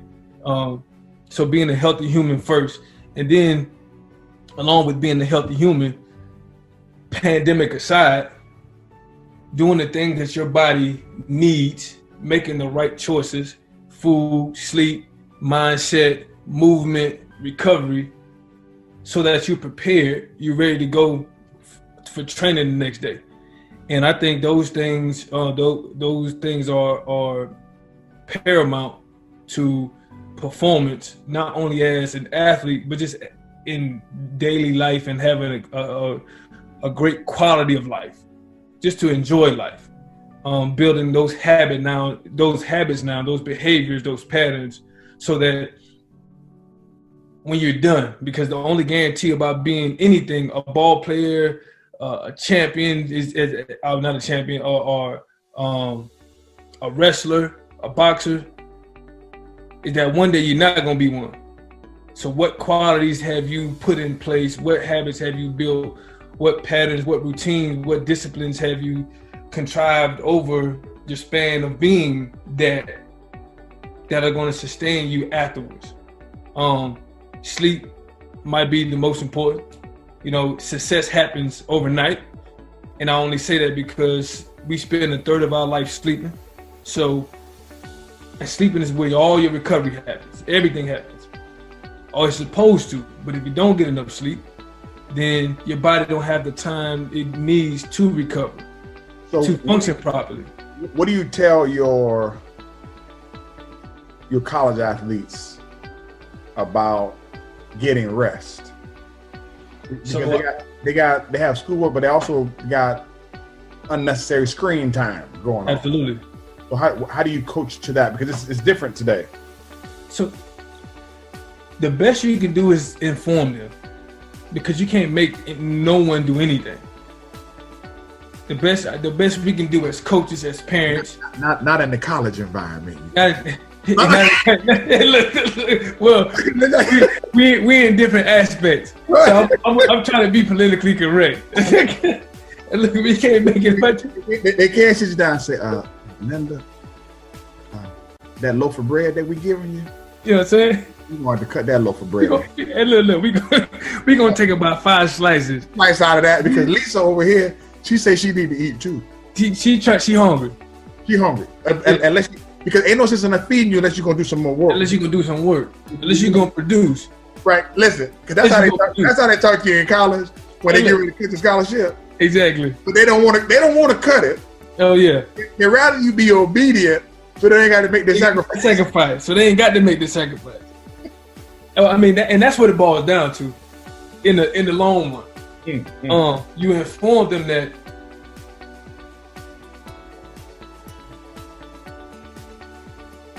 and I try to do it in a way that it makes sense. So I asked them a simple question.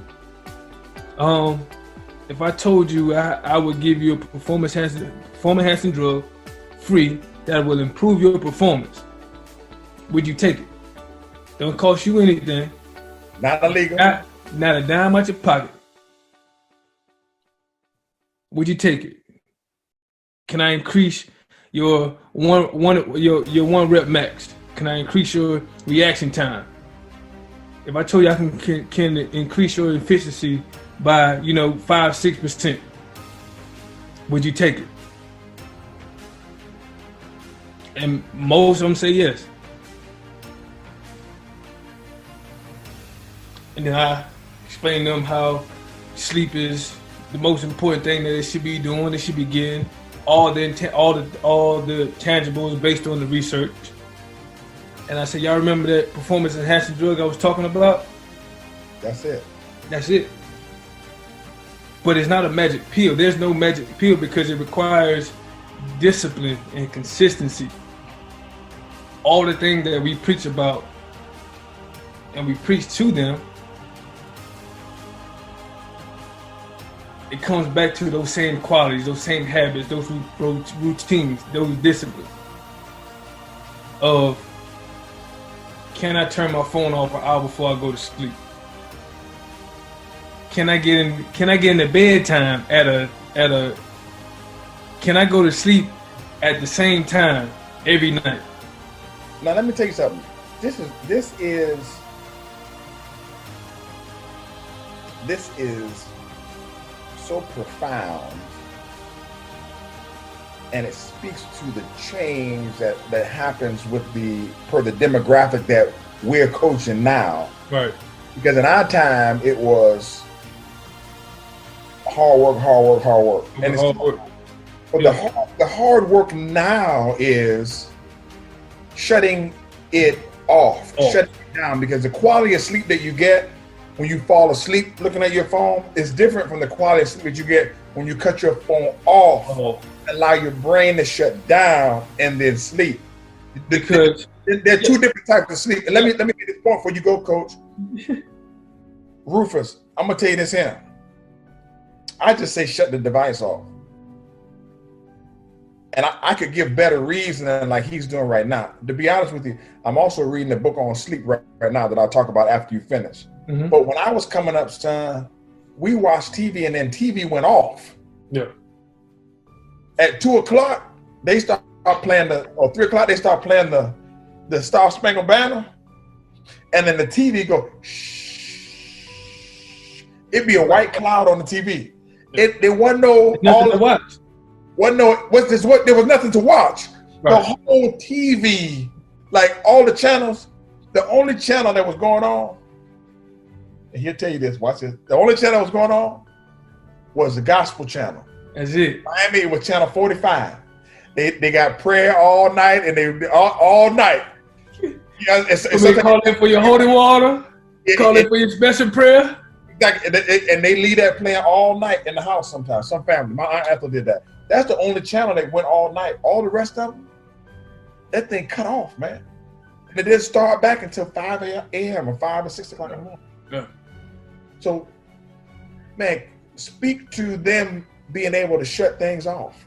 Man, I would argue to say that rest and recovery is just as, if not more important, of greater importance than the actual training, because it's a skill discipline is a skill. Being consistent is a skill. So the reason why we have so many late night shows, these corporations and companies, they thrive on us being undisciplined and our inabilities to be consistent. So, and I'm reading like 3 or 4 books on sleep and peak performance. So Why We Sleep speaks to how the brain activity based on blue light and being on your phone before you go to sleep. The one book now, Peak Performance, talks about the buckets of sleep duration, sleep quality. I'm doing Sleep Smarter by Sean Stevenson. Okay. Yeah, that's a good one. That's a good one. You did it? Yeah. I started. I ain't finished it. Okay. I gotta finish it. I'm on it now. Yeah. So like sleep quality. So there's a difference between sleep and rest, because you can be asleep and get no rest. No rest because your brain is still active. Your brain is still taking in those sounds. So people are like, I gotta go to sleep with the TV on. Your brain is still reacting to those sounds. To what it hears. And the lights. So this is what we tell our athletes. Blackout curtains. Okay, stop. What do I got in my room? Blackout curtains, right? Okay. You see the tape? You see the tape on the light switch on the fire alarm, on the smoke alarm? Oh yes, There's tape on the smoke alarm. I put tape over the light in the room, and I close my closet door. When the lights go out, my room is pitch black dark. Otherwise, you cannot what? You can't sleep. You can't get rest. You can't get rest. You sleep, but you're not getting maximum rest. Your mind is responding to all of those senses, and that's when all the external stimuli is stimulating you. That's it. So, and I tell them, set the mood for you to go to sleep.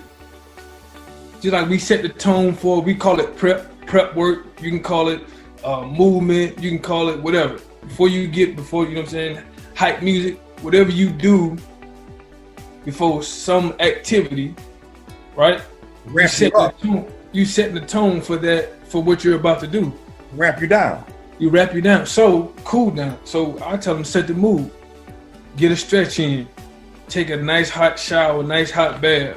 Make sure the room is pitch black dark. Shut it down an hour and a half, 2 hours before you get ready to go to sleep. Stay off your phone, stay off your computer.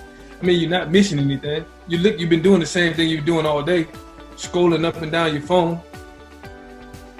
And if you say you want to be an elite athlete, this is what is required. This is the choice you made. We didn't make this choice. You said you want to be a D1 athlete. You say you want to, get that scholarship. Can you do it without it? Yes. But now you make yourself susceptible to injury. And you make yourself susceptible to the person who is. Exactly. Because the person. Yeah, let me say this, Coach. Things change. When I was coming out of school, you were just competing with the dudes in the United States. No, now you competing with the guy who's doing Senegalese wrestling in Senegal. Now you're competing with the Russian kid who's a Greco-Roman wrestler that one of the coaches is looking at saying he could play D-line. Now you compete with the track and field kid from another country. Now you compete because they're just looking at athletes and talent, and they're looking at talent pools. Yep. And they will grab a kid who's playing rugby in Australia and develop him and bring them over here to play college football and develop them. Yeah, it's a global. You compete in a global pool now, which is different than when we competed. So now you lessen your chances. So I to any high school athlete, college athlete, I would simply say, because everybody's training, everybody's doing workouts because that's the popular thing now. I got to work out so I can post my video. But what are you doing when you're away? I tell them, I'll eat your opponent and I'll sleep your opponent. I'll eat your opponent, not meaning, I'm going to go binge eat and eat McDonald's and Zaxby's and Cane's and In-N-Out, but providing nutrients to your body that allows you to sleep, allows you to move better, give you a better quality of life, so that you're healthy and so that you can perform, because being able to perform on the elite level is about repeatability. How often can you perform at this level for how long? Because a lot of times it really is not about the performance. Can you put these performances together back to back to back to back to back? Can the coach count on you and be consistent on a Tuesday night? And can you put that same performance together again on a Saturday night? It really boils down to what you do in between Tuesday and Saturday. So if your sleep habits are terrible, if your body is malnourished, if you're dehydrated, then the likelihood of you recovering and being able to play that Saturday or have a repeat performance is slim to none. To perform at that level, the level that you is required, one, and the level that you said you want to play, because you got to dominate. There's no more victories. You don't just go out on the corner and be like, you know what, I'm going out here to get a mere 10-5. Or I'm gonna go out here, I'm gonna try to, I don't know what the terminology is in wrestling, but I'm gonna go out here, I'm gonna just win a couple matches and see what I can get. Because in our line of work, coming from where we come from in wrestling or in football, if you go out there half-telling, you'll get hurt. No, you're gonna get hurt. You will get hurt. All of us have seen people who can't walk anymore. And it's real. It's real. It's not. In real time, for the average citizen, it won't hurt right now, but it will, because it becomes the compound effect, the domino effect. So this domino gets bigger and bigger as time progresses, but eventually it'll catch up to you. I think it's super important, and I want to keep it simple, that you eat nutritious food and you get rest. Because now is the time where you're doing all of the growth for high school athletes. This is when you are making those adaptations, and everything is a stimulus. Anything is anything that you are around externally is stimulating those neural adaptations in whatever it is that you're doing. So sleep, one, is the most important. Food, water. I tell you what. So we got, you mentioned these things. You mentioned food, sleep, mindset, movement, and recovery. And we covered food, and we covered sleep just now. Mm-hmm. But I think what we teach is people don't understand that sleep and recovery, there's some crossover. Right. They're different. Totally different. So speak to recovery, the importance of recovery, and how it differs from sleep for the, for athletes, especially those athletes who are, and for those people who are listening, man, you're a high school athlete getting ready for college or think you want to play D1. The things that he's mentioning, he's not talking about push-ups, sit-ups, squats, and running. That's not what he's talking about. He's talking about the intangible tangibles, the things that require discipline. Yep. Like you can't have any discipline unless you're a disciple. Yep. Like you got to be a disciple to the process. Yep. And the discipline is the athletic discipline. Am I disciplined enough to look at the food choices and ask myself, is this life or is this death? Is it death? Plain and simple. Plain and simple. So if I go life and death, Rubens, if I give you an apple or a pizza, which one is life? Apple. It's very simple. If I give you a Big Mac, all right, and I give you a Snickers bar after a workout, which one is life and which one is death? It would be Snickers. I can't eat that. Right, it would be, because you can't eat peanuts. It would be the Snickers bar. understanding the timing and Yes, and absolutely. that's going to move us into the discussion of recovery, man. So go. So recovery and sleep. Recovery happens during sleep, right? It can happen during sleep, but recovery and sleep are interdependent on one another. Now, recovery is an umbrella where a lot of things can fall. So we have active recovery, we have passive recovery, and there are a lot of modalities and methods that you can use to recover. Go ahead, coach. Go ahead, coach. And I mean, with technology, so much has changed now where you got cryotherapy, hydrotherapy, you got acupuncture, you got cupping, things that have been around for centuries, things that have been used and utilized for centuries, but now they're starting to be integrated and applied. Sometimes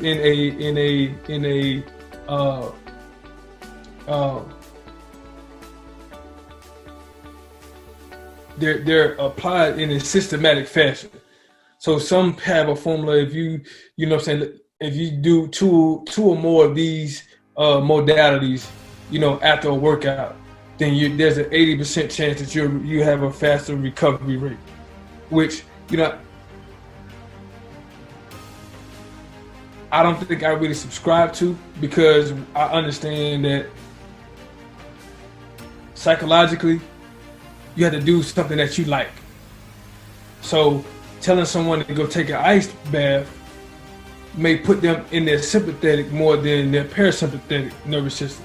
And if the sympathetic nervous system is your fight or flight, and that elicits a stress response.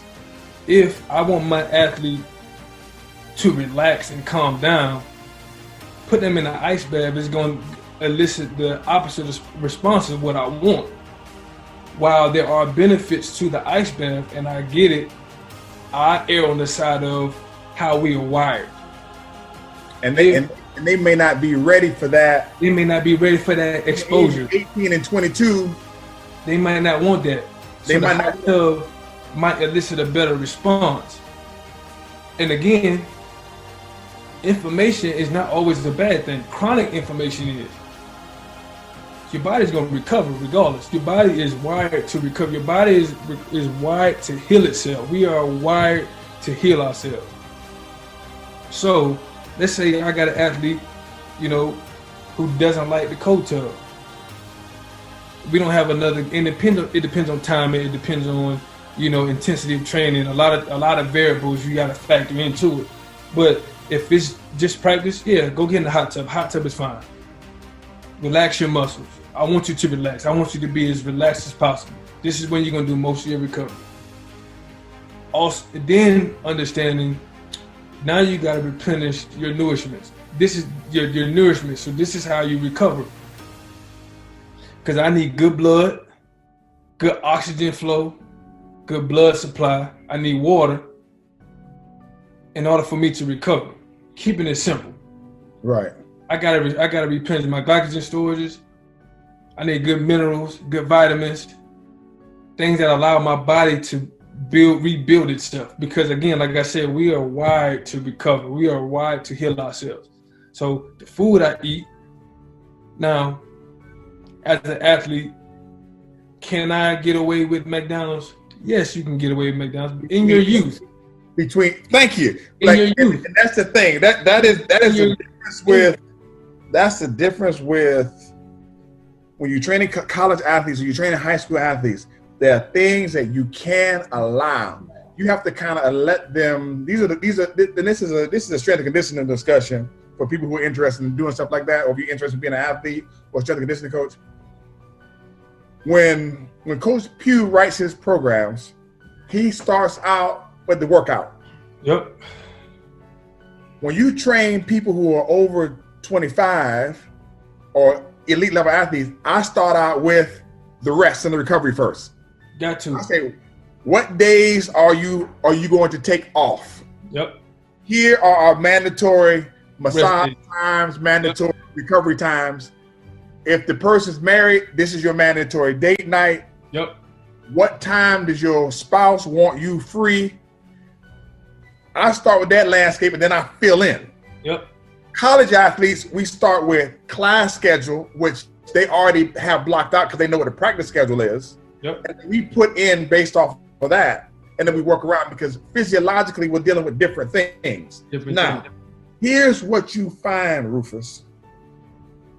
When you see that young kid yoked up at 13, 14, 15, 16 years old, it's because they put some of the professional level practices in early because they've either listened to somebody or their parents have hired somebody. Yep. Do you understand what I'm saying? No, I get exactly what you're saying. They hire somebody. Those are the people who they put premium food in their house. Yep. They tell their kids to go to sleep at a certain time. They understand the benefits of recovery, so they get the kids up and they make the kids stretch. Do you understand what I'm saying? They got good guidance. They taking heed to wise counsel, and that moves me into this point that I want to take you into, because you talk about food, sleep, recovery, and then you talked about wise counsel, which falls under mindset. Man. How do you encourage a young athlete to do the things that you are saying and to have that mindset shift? I don't like to get too philosophical, but if I was talking to Rufus, I would just say before anything manifests in the physical, it has to exist in the mental. You have to see it, you have to want it here first before you ever see it play out in the physical realm. And I don't know what people's religious beliefs are, but when God did anything, he spoke it first. He said it first, and then it was. Just a moment. Let there be light. Would you like to hear more? And there was light. There was light. Let there be and was, meaning that it had already happened. Now it exists. He saw that it was good. So you have to speak it first, but if you're not thinking about it, if you think it, you say it. If you say it, you'll do it. So I put them in the mindset of, okay, what do you say you want? What are the things that you're inclined to have? And are you willing to do the things that are required of you, that are asked of you, that are demanded of you to be in this position? Who is your idol in this rank, in this profession? I looked at Ray Lewis and Lawrence Taylor. I wanted to emulate them in their practices. So where does your mind have to be? And I remember in high school and college, Kobe Bryant was like my favorite all-time athlete. Not because of his physical attributes and what he did, is because of his mind and how he thought and his determination, his willingness to be different, his willingness to put the work in and not care if he was liked, not care about anything. Are you willing to be that? Are you willing to put the time in? Because we talk a lot about trusting the process, but trust takes time. Trust takes a whole hell of a lot more time than we think it does. So, and if you really look at that phrase, trust the process itself denotes the passage of time. So what you're not just saying trust the process, you're saying trust the time. Trust the time that it takes to become what it is that you want to become. But how can you become something? How can you commit to something that you're not willing to invest in? If you're not willing to invest in yourself, if you're not willing to invest in your body, because you are a CEO now. You are the CEO of your body. CEO of your body. Of your body. If you're not willing to take care of your body, then you do not deserve the fruits of your labor. Because I can give you prime example. These athletes make millions of dollars based off their physical abilities, what they're able to do on a nightly basis, weekly basis, yearly basis. I can give you that $40 million contract, and it's great now. But once your health is gone, once your movement is gone, once your thought process is fogged, you don't want that money. That money means absolutely nothing. You want your health. Health is the most important. So our mindset have to be fixed on, like you said, being disciples, being disciplined. And there's a lot of overlay, interdependentness in all of these areas, but they all fall back on principles. Because I don't like philosophy, I like principles. I like being founded in principles, because principles, you can never go wrong. Philosophies change. I can pick and choose whatever philosophy I want to pick. But if I'm grounded in principle, if I'm grounded in being disciplined, I'm grounded in building solid habits and being consistent in these acts, then I can't stray. Because if I choose one thing to do right, that one thing is going to trickle down into the next thing. Because how you do one thing is how you do everything.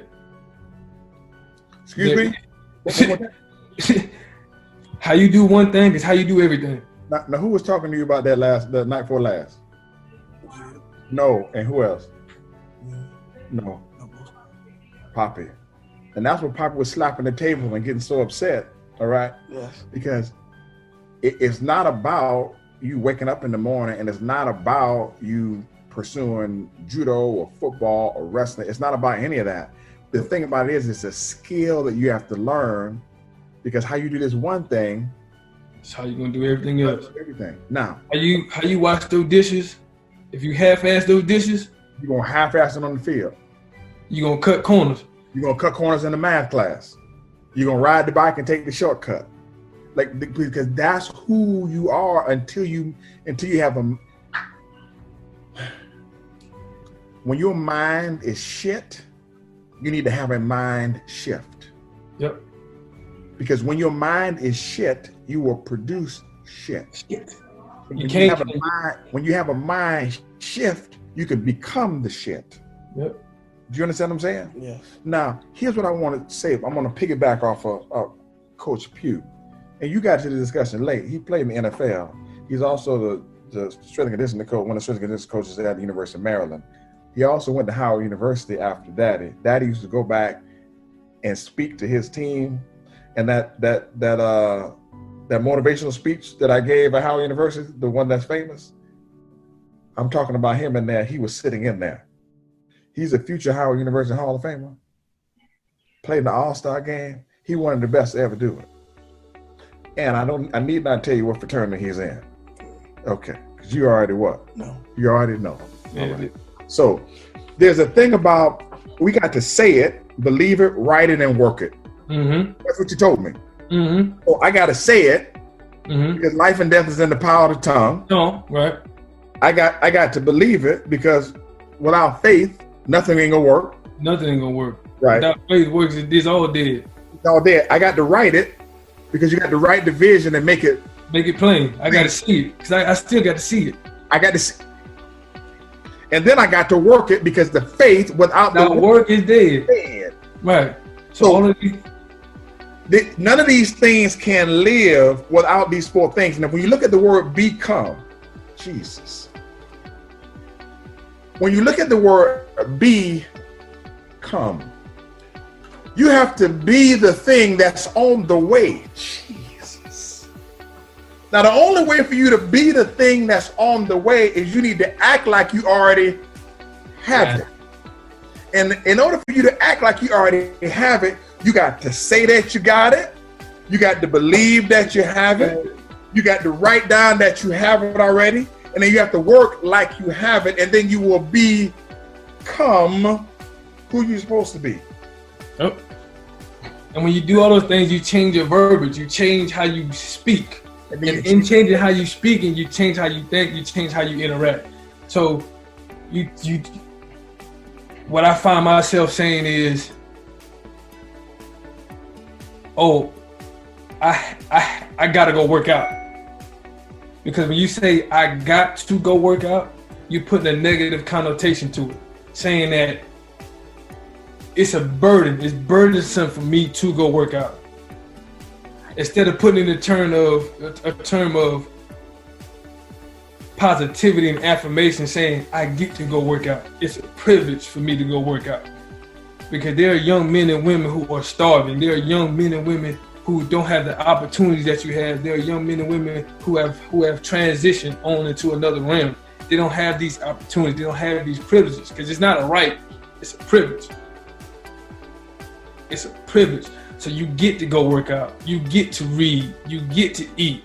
You get to play with your friends. You get to practice and roll around on the mat. You get to, I don't know what y'all call it in judo, coach. Beat people ass. You get to beat people ass. Right? You get to, you know what I'm saying, shoot the basketball. You get to, you know what I'm saying, do skill drills. You get to do these things. And when you change how you think about it, you change how you see it. When you change how you see it, you change your action towards it, because you appreciate it so much more. And if you don't appreciate it, the things that you appreciate, disappreciate will be taken away from you. Because you're taking it for granted. We don't want to preach this thing, but we will. Yeah. Okay? We talked about be calm. We talked about say it, believe it, write it, work it. All right? Now, when you start doing all these things, you start asking for different things. When you start focusing on your food and your sleep and your recovery, you start asking for different things. You ask your mom, you ask your dad for different stuff. Because the book say you have not. Because you ask not. Because you ask not. Now, it's very difficult for you to ask for that which you don't want. When you say things differently, when you believe something, when you write it differently, when you work it differently, when you understand what you want to become, you start asking for those things. Because whether you know it or not, you're making a request to the universe through your behavior. Yep. So when you log on or you get on Snapchat, what you telling the universe is, I want to communicate on Snapchat. May I communicate on Snapchat? The universe says yes. Absolutely. May. When you turn the phone off at a certain time, you say, tell the universe, may I rest so that I can recover. So that I can get the opportunity to work out in the morning. And the universe gonna give you everything you ask for. But people don't understand. There's two types of communication. Basically, there's verbal and there's nonverbal. And you asking the universe in your behavior. Yep. 55% of human communication is nonverbal. Watch this.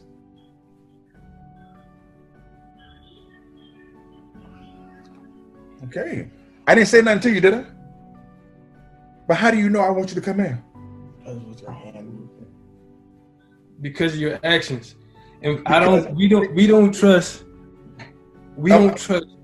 Go ahead. You know what I'm saying? We don't trust words, we trust behavior, we trust patterns. So let me segue. Let me segue. I don't want to. Let me segue.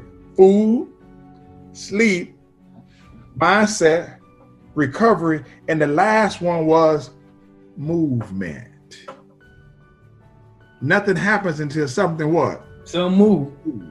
Some gotta move. You gotta make a move. And we don't trust behavior. I mean, we don't trust words, we trust actions. Because in your actions, you're telling me what you want. You're talking to me loudly when you act. You're screaming. I heard what you said. Holler. I heard what you said, but I'm seeing what you do. Watching what you do.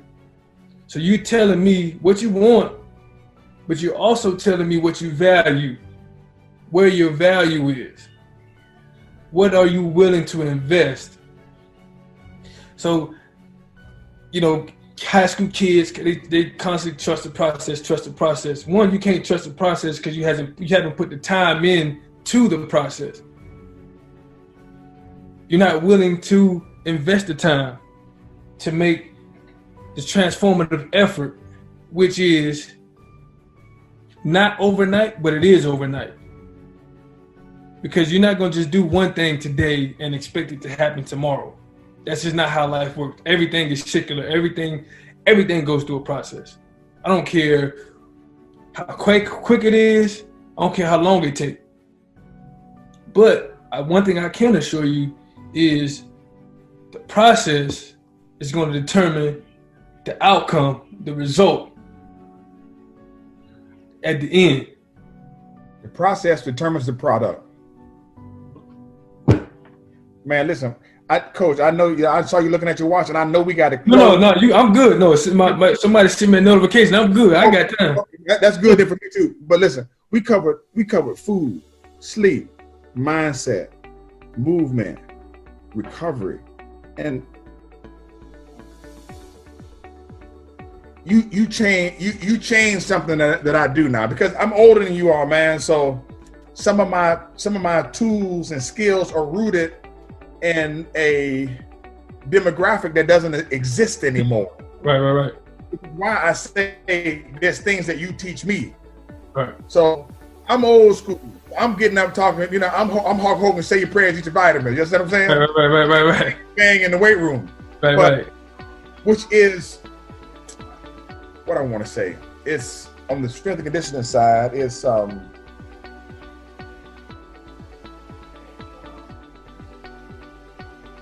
the preparation or the preparatory movement before we even start to move.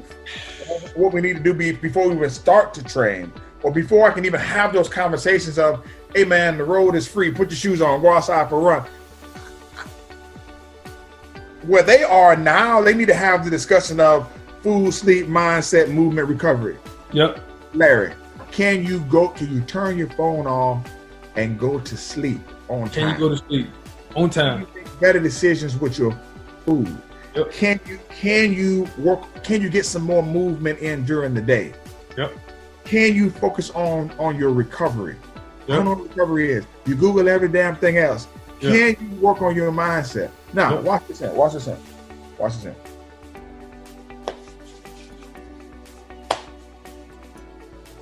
For Christmas,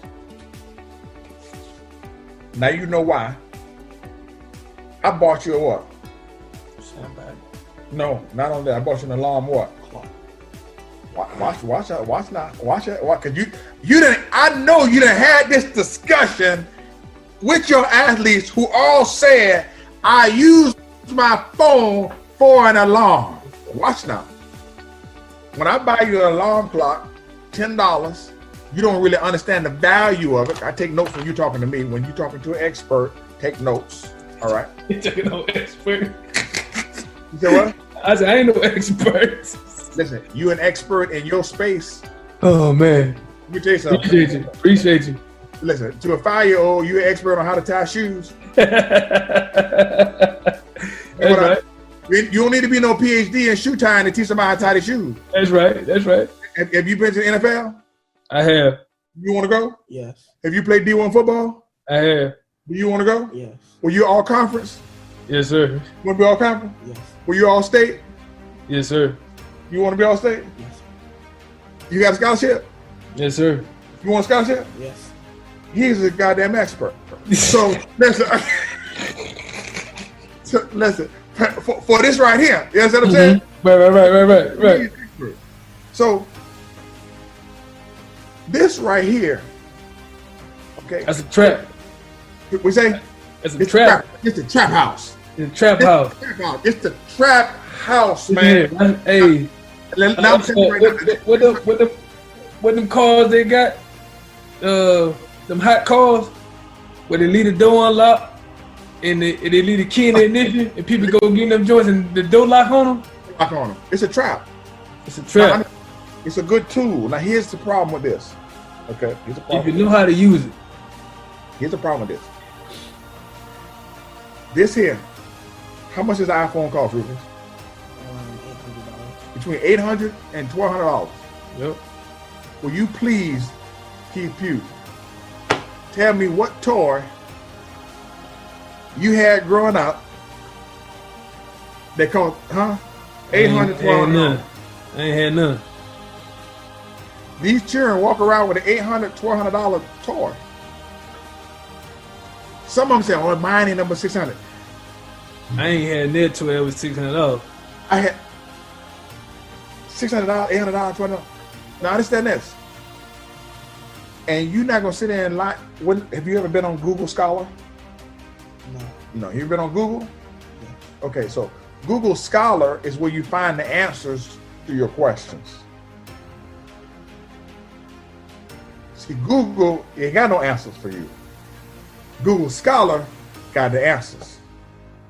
Google has some answers.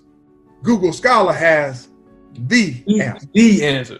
Difference in nomenclature. The difference, right? Different in nomenclature there. Right. When you Google, you Google. When I Google, I get on Google Scholar. Like he gets on Google Scholar. When he's looking at the research to help him write the program, we get on Google Scholar. So you can ask Siri. Siri gonna guide you to Google or Wikipedia. You ask Siri, she pull up Wikipedia for you, don't she? Yeah, Wikipedia ain't. You can't use Wikipedia in no research paper. No, Absolutely not.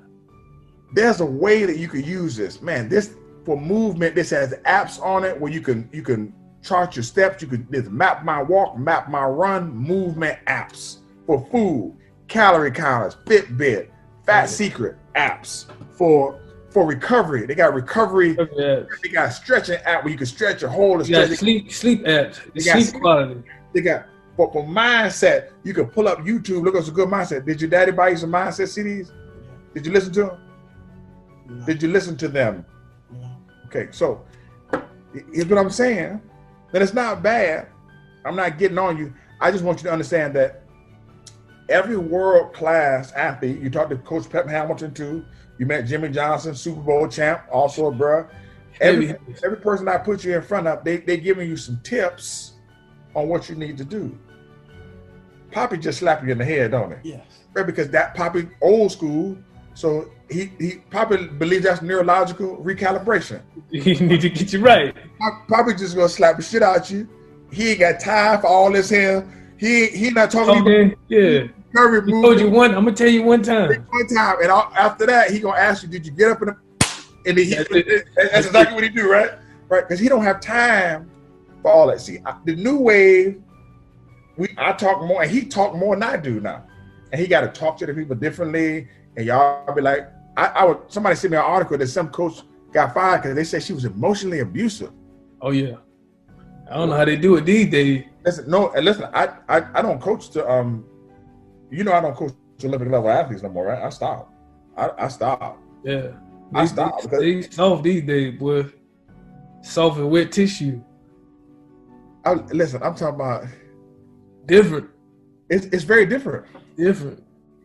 And they swear they getting it. They different. I told someone, I said, son, I don't care how tough you think you are as a running back. If you line up in front of Jack Tatum, That boy gonna take your head off. but he'll knock your penis inside out. And then he gonna dare your mama to say something. And then dare your daddy to say something. Say something. So you think these people not playing no games with you. They're not playing no games with you. And what he's giving you are what we call the soft tools. Okay? They're soft tools. They're hard tools, but there's also soft tools. The bottom line is, if you're a high school athlete and you listen to this, if you cannot do the soft tools, if you can't eat right, sleep, move more, do the recovery, and work on your mindset, you can forget about the rest. Now, here's the thing. You might be able to not do those things and still get a scholarship. But it's gonna catch up with you. But it's going to impact you when you want to do it afterwards. Everybody going to have that time when they snap that, they put that chin strap on for the last time, they hear that click, click. Click and it's the wrap. And let me tell you something. You didn't know when it was your last time putting it You on. don't know when's your last time. You don't know when your last time I is. thought you had another one. You thought you had one more day. Thought maybe the CFL would get me. Maybe I get one over here, and you're like, I don't want to do no arena football. I'm good with that. But I know I can play. I done seen what they got in there. I know I can get it. No, I got it, but that phone stopped ringing. You never know. You never know. And the harsh reality is you can do just about everything right, and you still have it chopped away from you. But I'd much rather do it the right way than cut corners and say, what if? And say, what if? Because at least I know I gave it everything I had. I did everything to the best of my ability that I could have done with the resources that I had. So that's Even no stern unturned. That's what we got on the high school athletes. So now, really, when I say quick, let's do it in about 5 to 7 minutes. Then we'll close it off. What is your advice to collegiate athletes? And what are you recommending without, giving away some of the stuff that you guys are doing at University of Maryland?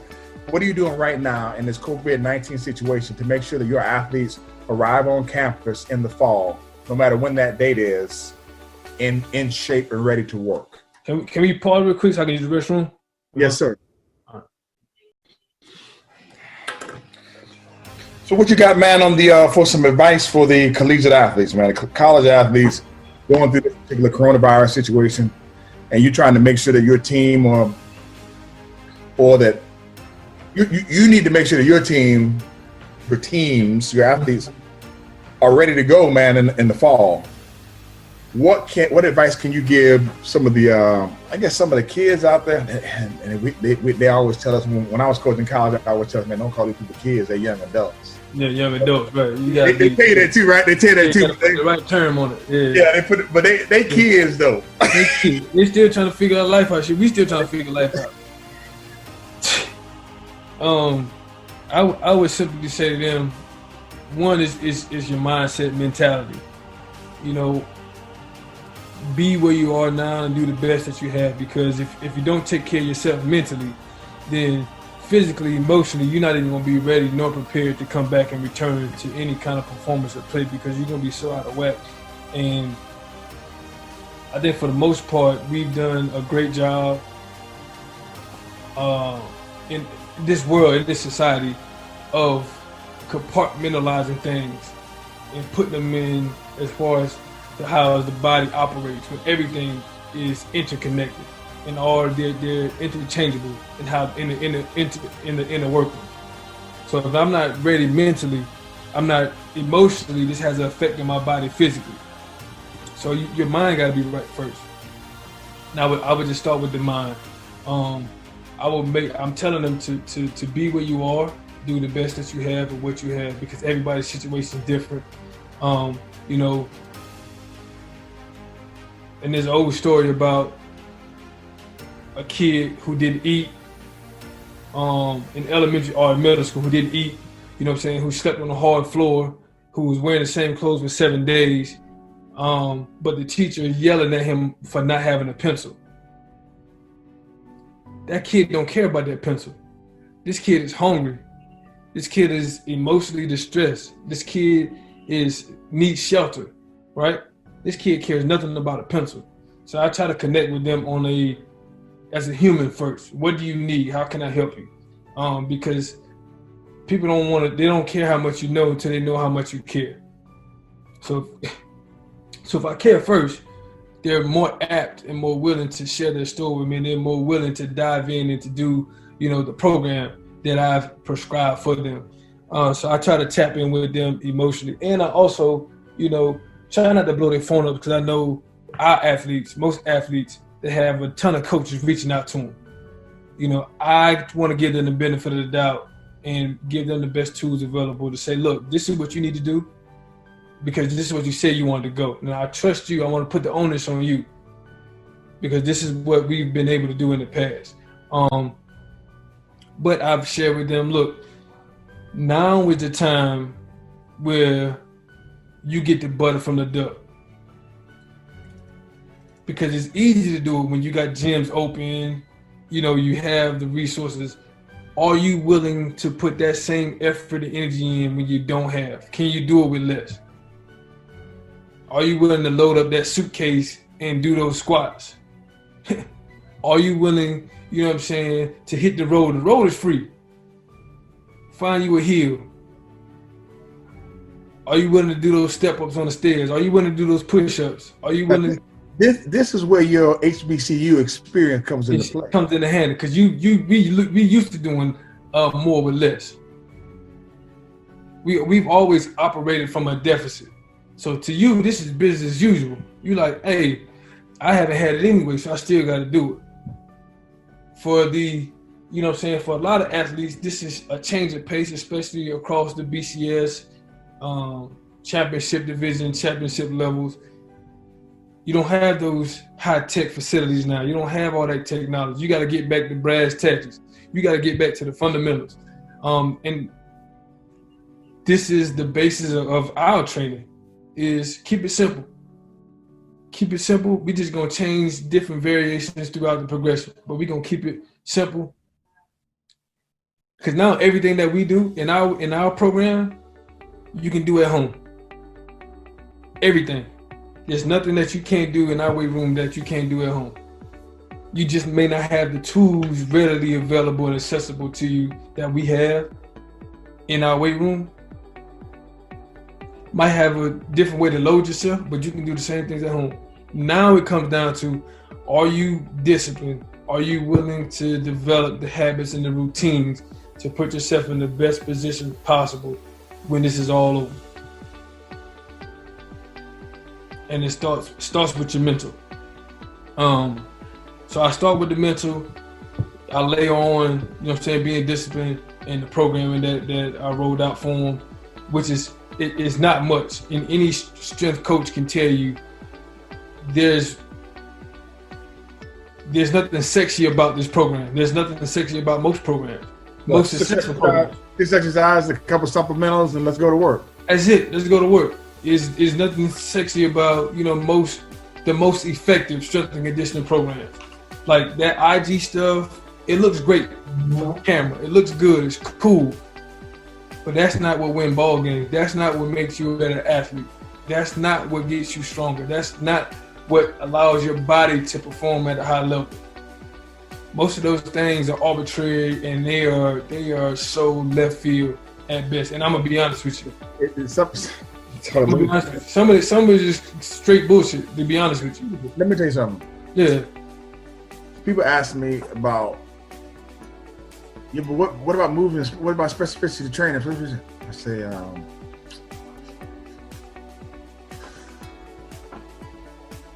as you get higher in your sport, you get your specificity of training in your sport. In your sport. Playing your sport. I tell people, I said, it's as simple as this. I said, man, when I was lifting, okay, all right, it was squat, yep, bench, yep, dead, yep, and cleans. Yep. And it was a compendium of the movement because I'm not an Olympic level weightlifter, so I'm doing clean pulls. That's it. The spending the time trying to learn how to do a perfect clean is taken away from the time that I have. I just did the triple extension from the left of the ankle to the knee. That's it. I can also get it from weighted squat jumps or weighted jumps. Whatever. I get everything that you got on that perfect power clean from those movements.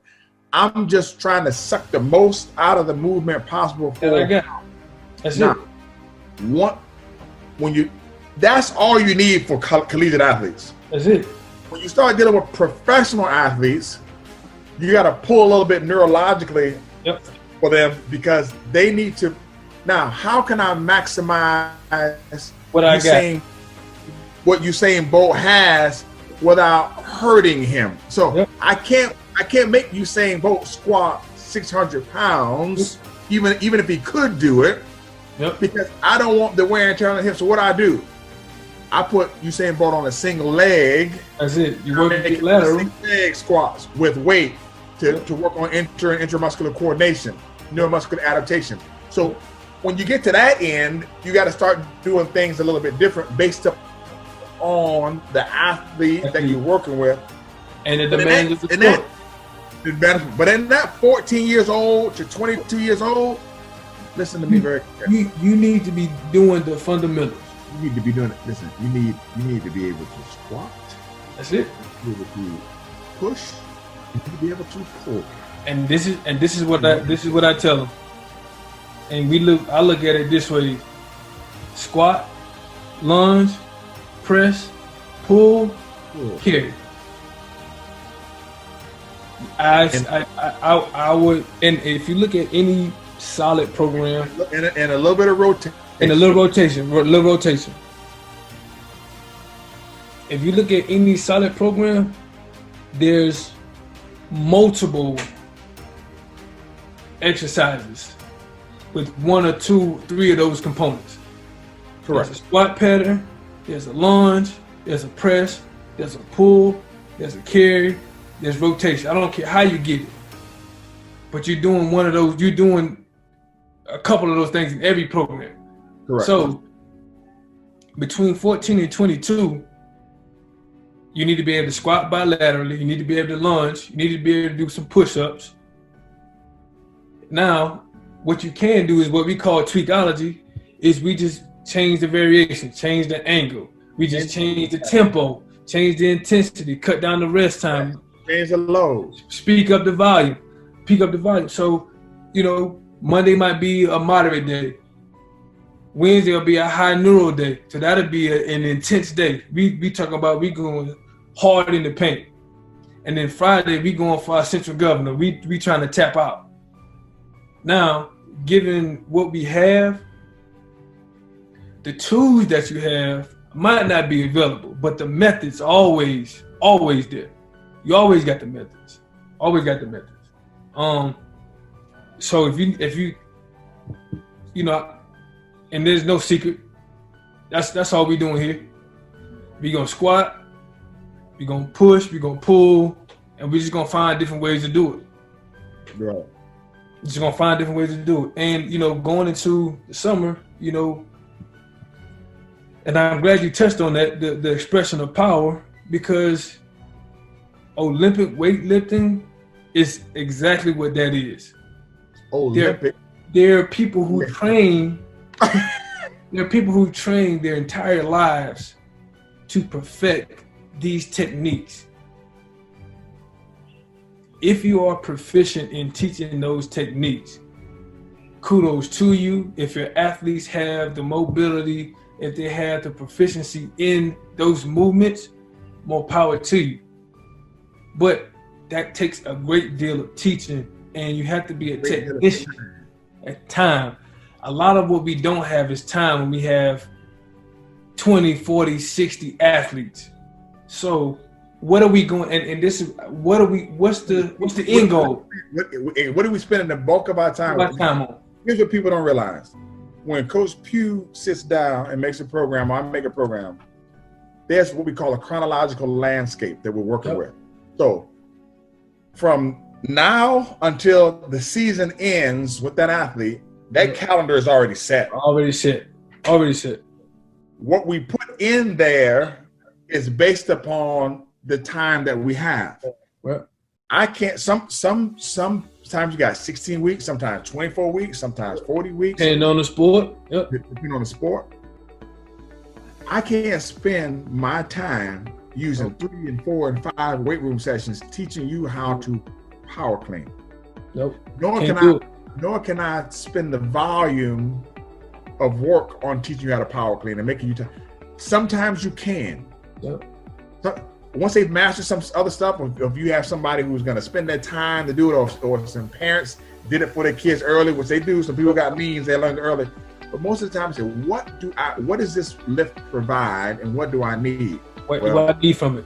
I got to get triple extension. How can I get that triple extension? I need to get what I can get from the second pull. Yep. So, do I need to rack it? Nope. Do I rack it on the basketball court? Are you racking it on the football field? Are you are you stopping the bat or the barbell when you swing through? No. So can I use the push press? Of course. Absolutely. Can I use the push press? Yes. Can I use a sandbell? Yes. Can I use a basketball? Can I use a weight vest? Can I use a suitcase? Can I use a kettlebell? And I get triple system, all that. And I don't have to teach the power clean. Right. And I don't have to wear and tear on my wrist. I don't have to, you know what I'm saying? I don't have to load my spine. I can keep my joints fresh. And that was something, because I trained the basketball team too at Towson State. What I had to learn was, because I'm old school, and I thought everybody had squat. Yeah.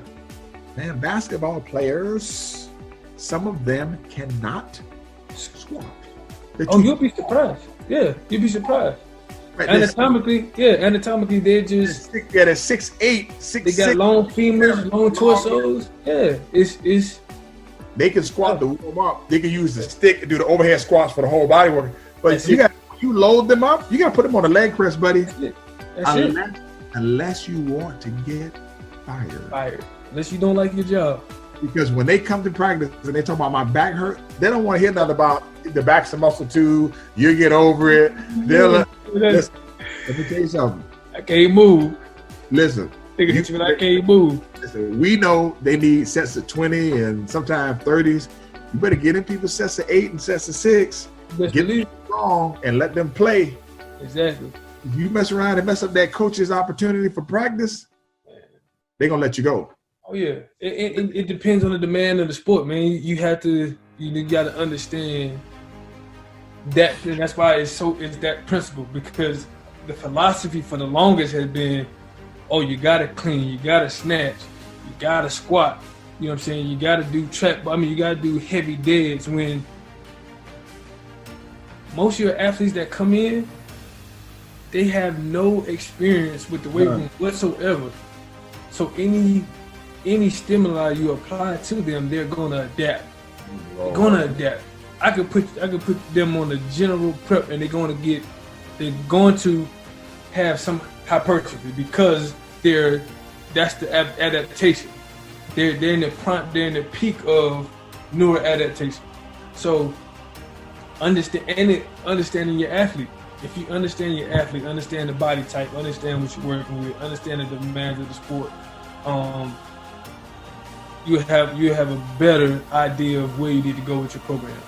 And during this time for us, and I've been on a number of Zoom calls with so many other strength and conditioning coaches, that we're all in agreement that this may be the best thing to happen to us from a sports standpoint, as we're talking about the health and longevity of these kids, where these kids, they've been playing ball year round. Football, basketball, training, 7-on-7, you know what I'm saying? They don't rest. They're loaded with the joints are loaded. Now you got these kids that come to college having stress fractures, nagging injuries, you know what I'm saying? And yes, we're dealing with anomalies, but you still need rest, period. Machines need rest. Machines have off buttons. Yeah, that was my biggest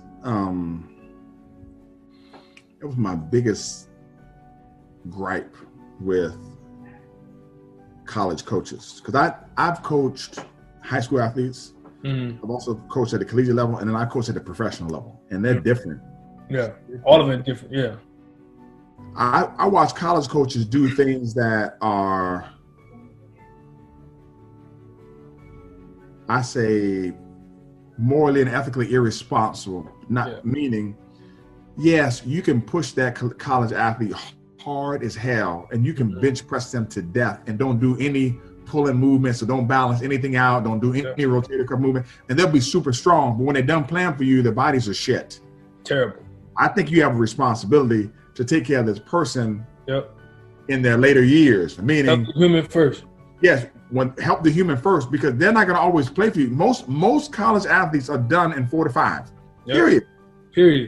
You can't just train them, and make them strong to use them on the field, and then discard them. Then they got all of these muscular imbalances, and like I could literally We can literally squat somebody, squat them, make them super, super strong, and mess up the muscular balance between their quads and their hamstrings. It's already at 3-2 already. It's already at 3-2. Right. Now you keep going squatting, and squatting is a quad glute dominant exercise, and you don't pay attention. You don't do ham declines. All you want to do is do hamstring curls. You can't do hamstring curls. You got to do glute ham declines. Right. You got to do the stability ball hamstring curls. You got to do the eccentric work. You got to do the eccentric work for the hamstring. But I could just make you strong, and you could play and be okay. And then in later years, okay, ACL, Achilles, ACL injury. You out in the yard playing with your kids, and pop. You don't realize you got the ACL injury because you're more quad dominant, no hamstring work. You got no brakes. And posterior chain shot. People don't realize that this happens. People don't realize when you have a collegiate soccer player, a female soccer player, a woman soccer player, when they come to university, the first thing that you gotta do, you gotta hamstring curl them to death. And I don't mean hamstring curl on the hamstring machine. Absolutely. You gotta hamstring them on the stability ball. Yep. You gotta hip lift them on the stability ball. Yep. And you gotta work the way till they can do single leg hamstring curls. Yep. Because the rest of it, they're gonna be okay. Yeah. They got to run and cut. Yeah. A collegiate soccer player. A collegiate soccer player, your job as a female collegiate soccer player, if you can keep that young lady on the field without an ACL injury, you have won. And you have to look at the anatomical makeup of the woman. There's already a acute angle from the hips to the hips. So they're already in valgus, right? And 80% of ACL injuries are non-contact across the sport. Across the board. So now we were talking about, now you look at the demands of the sport. What are the demands of soccer? Changing direction, being agile. Sometimes, within a week, you're talking about the volume of cutting between practice and the game in the upwards of 500 to 1,000 reps of just cutting and changing direction and braking and bracing and absorbing force. So if you don't have those breaks, if you're so anterior dominant, when you're just used to going forward, you never work the sagittal plane, you never work your posterior chain. And don't do and have zero transverse work. No. You might as well get on 95, cut your brake line, get on 95, and just press the gas. Because you're going to get an accident. Absolutely. They don't get that, and it's hard to explain that. And when you're dealing with female athletes, man, you got to look at them. Like you got to look at them. Yeah. You got to. You constantly assess and then reassess. It's no testing. Here's the thing: you get them at 17, they leave at 22. Yep. Anyone can look at their picture at 17, look at their picture at 22, and see how their bodies change. When your hips start to change. Yep. When you increase in terms of the fatty tissue, in terms of your breasts, for some athletes they do anyway. Right. Especially if they don't pay attention to their food. Yep. It changes to what we call a COG, the center of gravity. When the center of gravity changes, it changes their movement, and they don't even know it until the tire blows. Yep. Which is why we try to tell them, and there's a fine balance with training a female athlete. You can't push them toward the female triad, but at the same time, you have to talk to them about nutrition. Yep.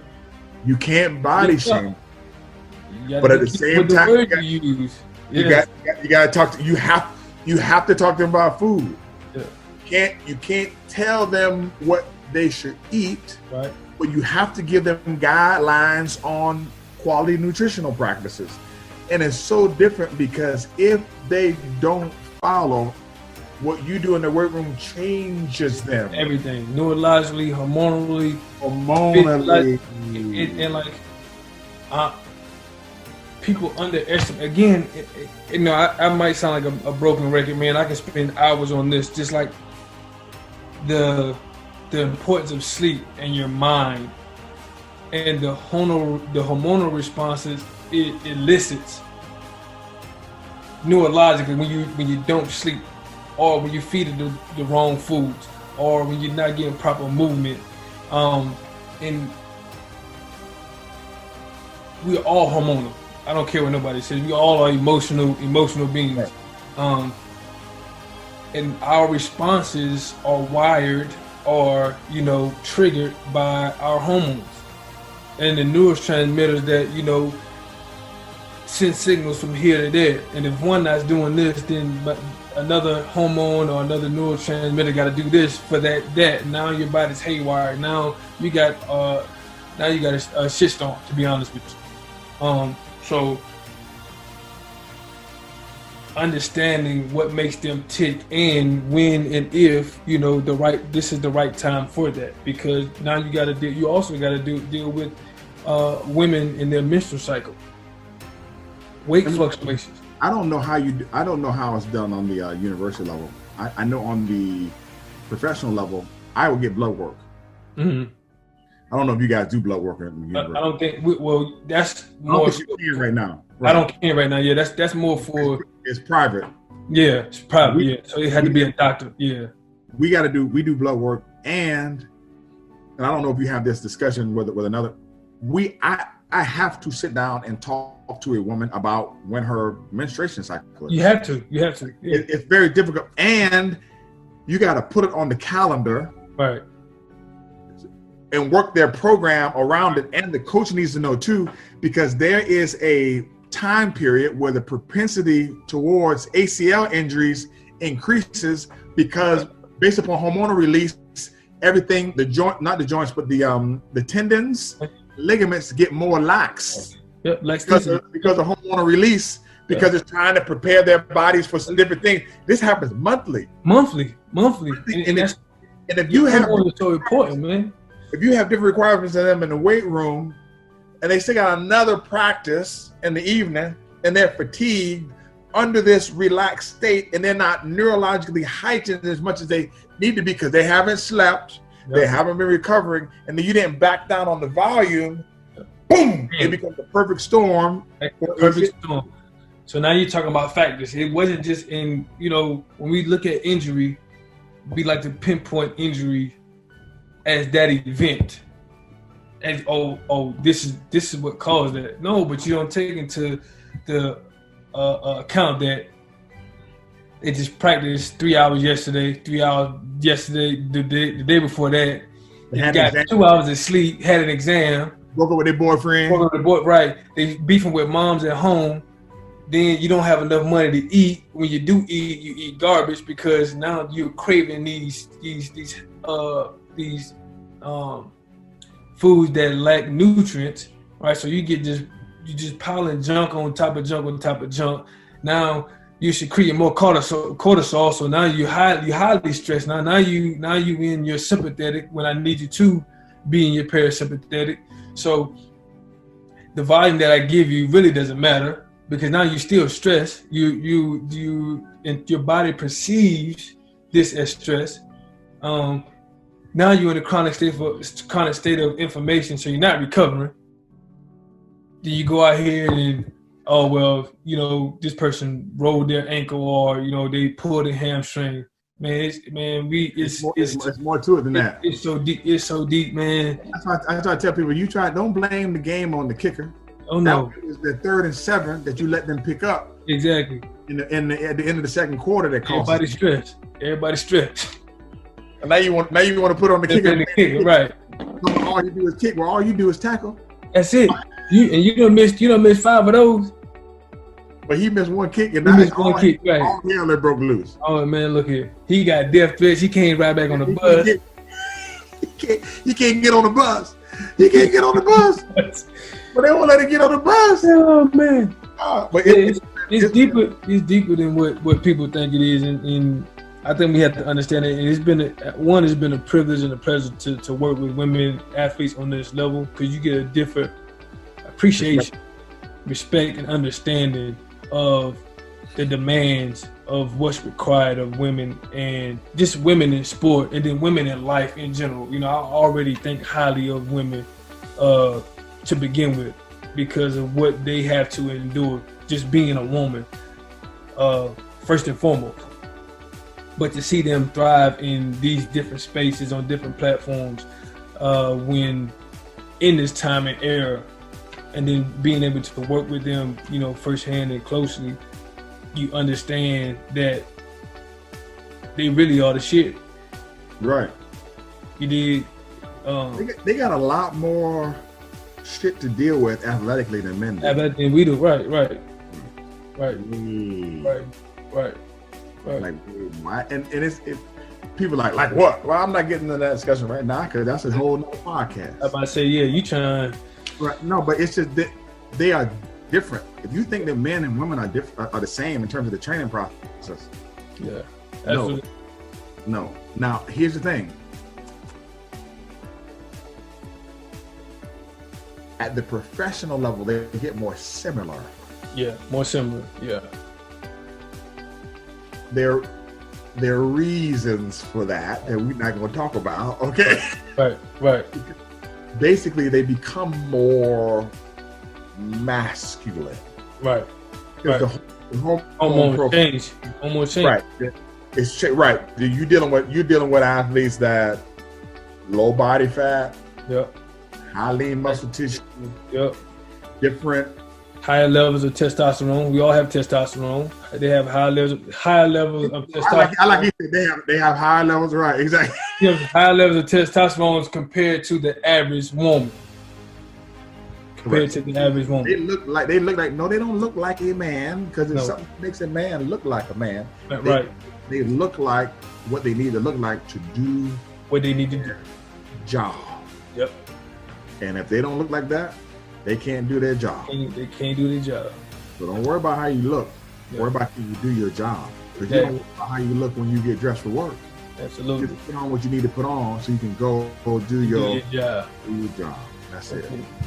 Well, man, we can end it on that, man. We had some. It was a good talk, man. Good coffee. Man, we could talk all day. You already know that. Yeah, listen.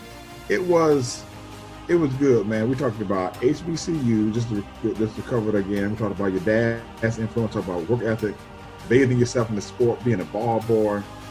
We talked about gender roles, things that you learned from growing up in a Christian household, the strength of your mom, creating a healthy human first, and making sure that your athletes understand that you care about them and care for them.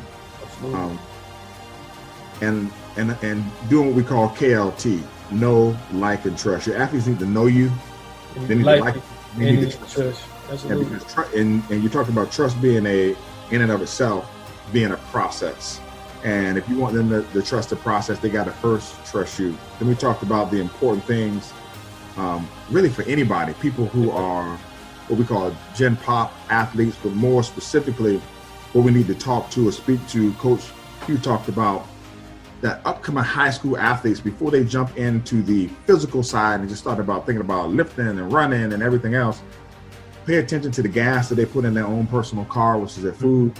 Pay attention to making sure they get a lot of sleep. Yep. Make sure they get the right movement. Making sure that they do the recovery, the stretching, and the foam rolling, the simple things that you can do on your own. The little things. Right, and then changing your mindset, by watching and becoming more purposeful about what you say, by believing what you say, and then by writing down what you say, and then by doing the work based upon what you said, what you believe, and what you wrote, so that you can end up becoming who you're supposed to be. Absolutely. And Coach Pough also talked about when you're going after what you want to go after, you're not making a sacrifice. You're making a choice. Making a choice. You're saying yes to a thing. Let your yes be what? Let your yes be worth the less. Yeah, let your yes be worth the less. It got to, man. Coach Pough, I really appreciate your time, man. You have any social media outlets that you'd like the people to follow you on? I'm on Instagram at KPOUGH. I'm also on Twitter at ITSK POUGH13. I think that's about it for my social media outlets. I'm not really. You can't. I'm not really active with anything else. You know what? That's something I want you to talk to real quick before we close. All okay. Right? Coach All and I talked about this. He's one of my business partners from my company, Switch On. We talked about this. These kids don't understand or recognize that. Give me one moment. I did this before. All right. Mm-hmm.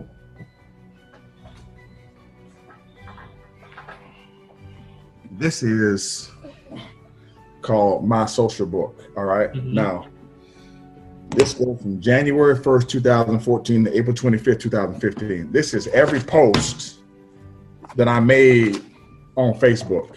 Mm-hmm. This is every post that I made on Facebook. Now, I tell people this.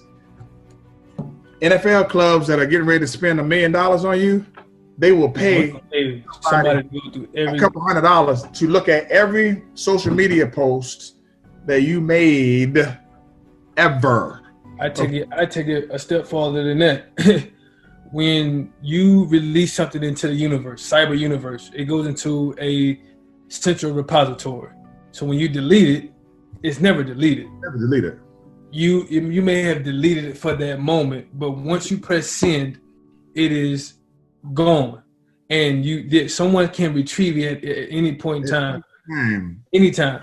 So people who do cybersecurity tell you all that, but you don't believe it. And if you go to something called the Wayback Machine, you can go to the Wayback Machine online, and it'll pull up how the website used to look way back when, and show it to you, because it's all cached. Oh, it's all cash, and then no one, you got to be politically correct, but they need a dose of the truth. No one is telling you what, to post, or that you should care about what people think about you, but you should.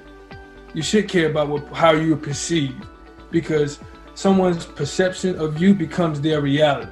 While it may not be your reality, it's their reality about you. And whether you believe it or not, this is what these coaches think about.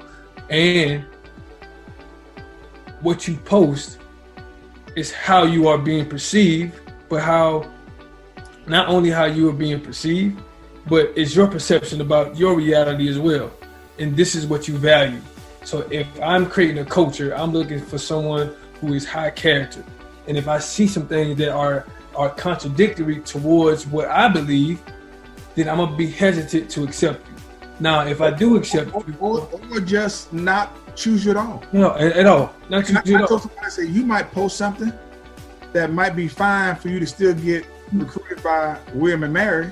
Right. But you might post something that Liberty University is no longer going to consider you. Exactly.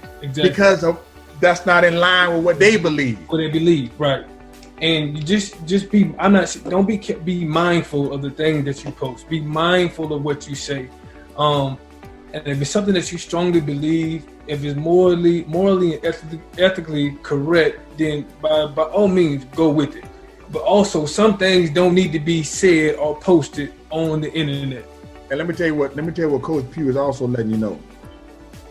If you're in high school and you're trying to get a college scholarship, or you're in college and you have a scholarship, shut your mouth.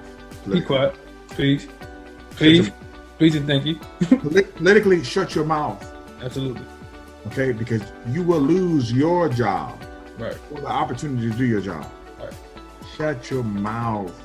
There's a difference, and young people don't understand. There's a difference between a tweet and a text. A text is between you and your friends. Sometimes you're so used to texting, you send something that should be in a text to the world. Yeah. And it will change your life. And I don't care how you feel about President Trump. You are not him. Right. And we live in a world where we've given everybody an opinion. And opinions are like buttholes. Everybody got one. They all stink. They all stink. So, at the end of the day, if you don't have anything nice to say, just leave it alone. Just leave it alone. Just leave it alone. It's not worth it. It's not worth the headache. It's not worth what it could cost you in the long run. And again, I say that to say, what people think about you is their business. But don't give them the ammunition. don't give them the ammunition because of something that you said or something that might have sound cool or you thought you like. It's okay not to have a thought about something. It's okay to be indifferent about something that everybody is saying stuff about. Like 90% of stuff that transpired, I don't even care because it doesn't sway me one way or the other. If it's not affecting my family, how I feed myself, and pretty much that's it. If it don't affect those two things, it don't matter to me. Let me tell you something, parents. If you want your child to get a scholarship somewhere, or if your child's an athlete at a school somewhere, you need to be careful what you say too. Absolutely. Because they go with the apple don't fall far from the tree. Right. Most trees ain't planted on the hill. I ain't never seen one planted on the hill. I ain't never seen no fruit tree planted on the hill. So just be mindful of what's being said, what you say. You don't like the NFL might be better than the FBI when it comes to investigating and doing background checks. They can go all the way back to they went all the way back to my 4th grade teacher. They talked to your 4th grade teacher? Talked to my 4th grade teacher, and I wasn't even considered to be. I had a 3rd, 4th round grade. So I can't imagine the reconnaissance they do for someone that they're going to invest $50 million in. Wow. You understand? That's just the depths of their reach, how far they can go back. So there's nothing that you, yeah. So the bandwidth of what they can touch and what they have access to, and that's just the NFL. I'm not talking about major corporations and stuff like that. I'm talking about what I've experienced, and I can only speak from my experience. But these things are, and that was 5 years ago, almost 7 years ago. But just be mindful of what you put out there. Again, just be mindful of what you think, what you put out to the universe. If your mind right, then half of the thoughts, you won't have to worry about. All right, well, Coach Pough, I thank you for your time, man. This was another edition of Coffee with Rhadi. I want to highly encourage you to visit www.coffeewithrhadi.com. Those people who are athletes. I also want to encourage you to get the book, Enhance or Destroy, Relationship Lessons from an Elite Athlete. You can find that at www.enhanceordestroy.com. It's absolutely fantastic book that will show you how the people that are around you can impact your success. I think Coach Pough read the book too. Absolutely did. Absolutely was fantastic. You got it, unfortunately or fortunately, you got to make some tough decisions after. You got to make some business decisions every now and again. Listen, I knew we ain't gonna talk about, but I knew the business decision that you had to make. But that's how me and you ain't had to talk. But you knew I was talking to you. Absolutely. And everything got to do like this here. And if it's tough to say it. Yeah. And if you say it when somebody's not ready to hear it, they'll repel you. So you just got to give them. Absolutely. Give them the text, and then they got to sit down. They got to read it, and then they got to. Absolutely. They got to decipher for themselves. It's unfortunate sometimes. Yeah. I'm sitting in the seat right now too. You know what I'm saying? I was just a little further down the line. A little further down the road, yeah. That's it. But it's it is what it is. Hey man, thank you for your time, man. Love you, bro. I appreciate it. Love you too, dog. All right, Root. Root.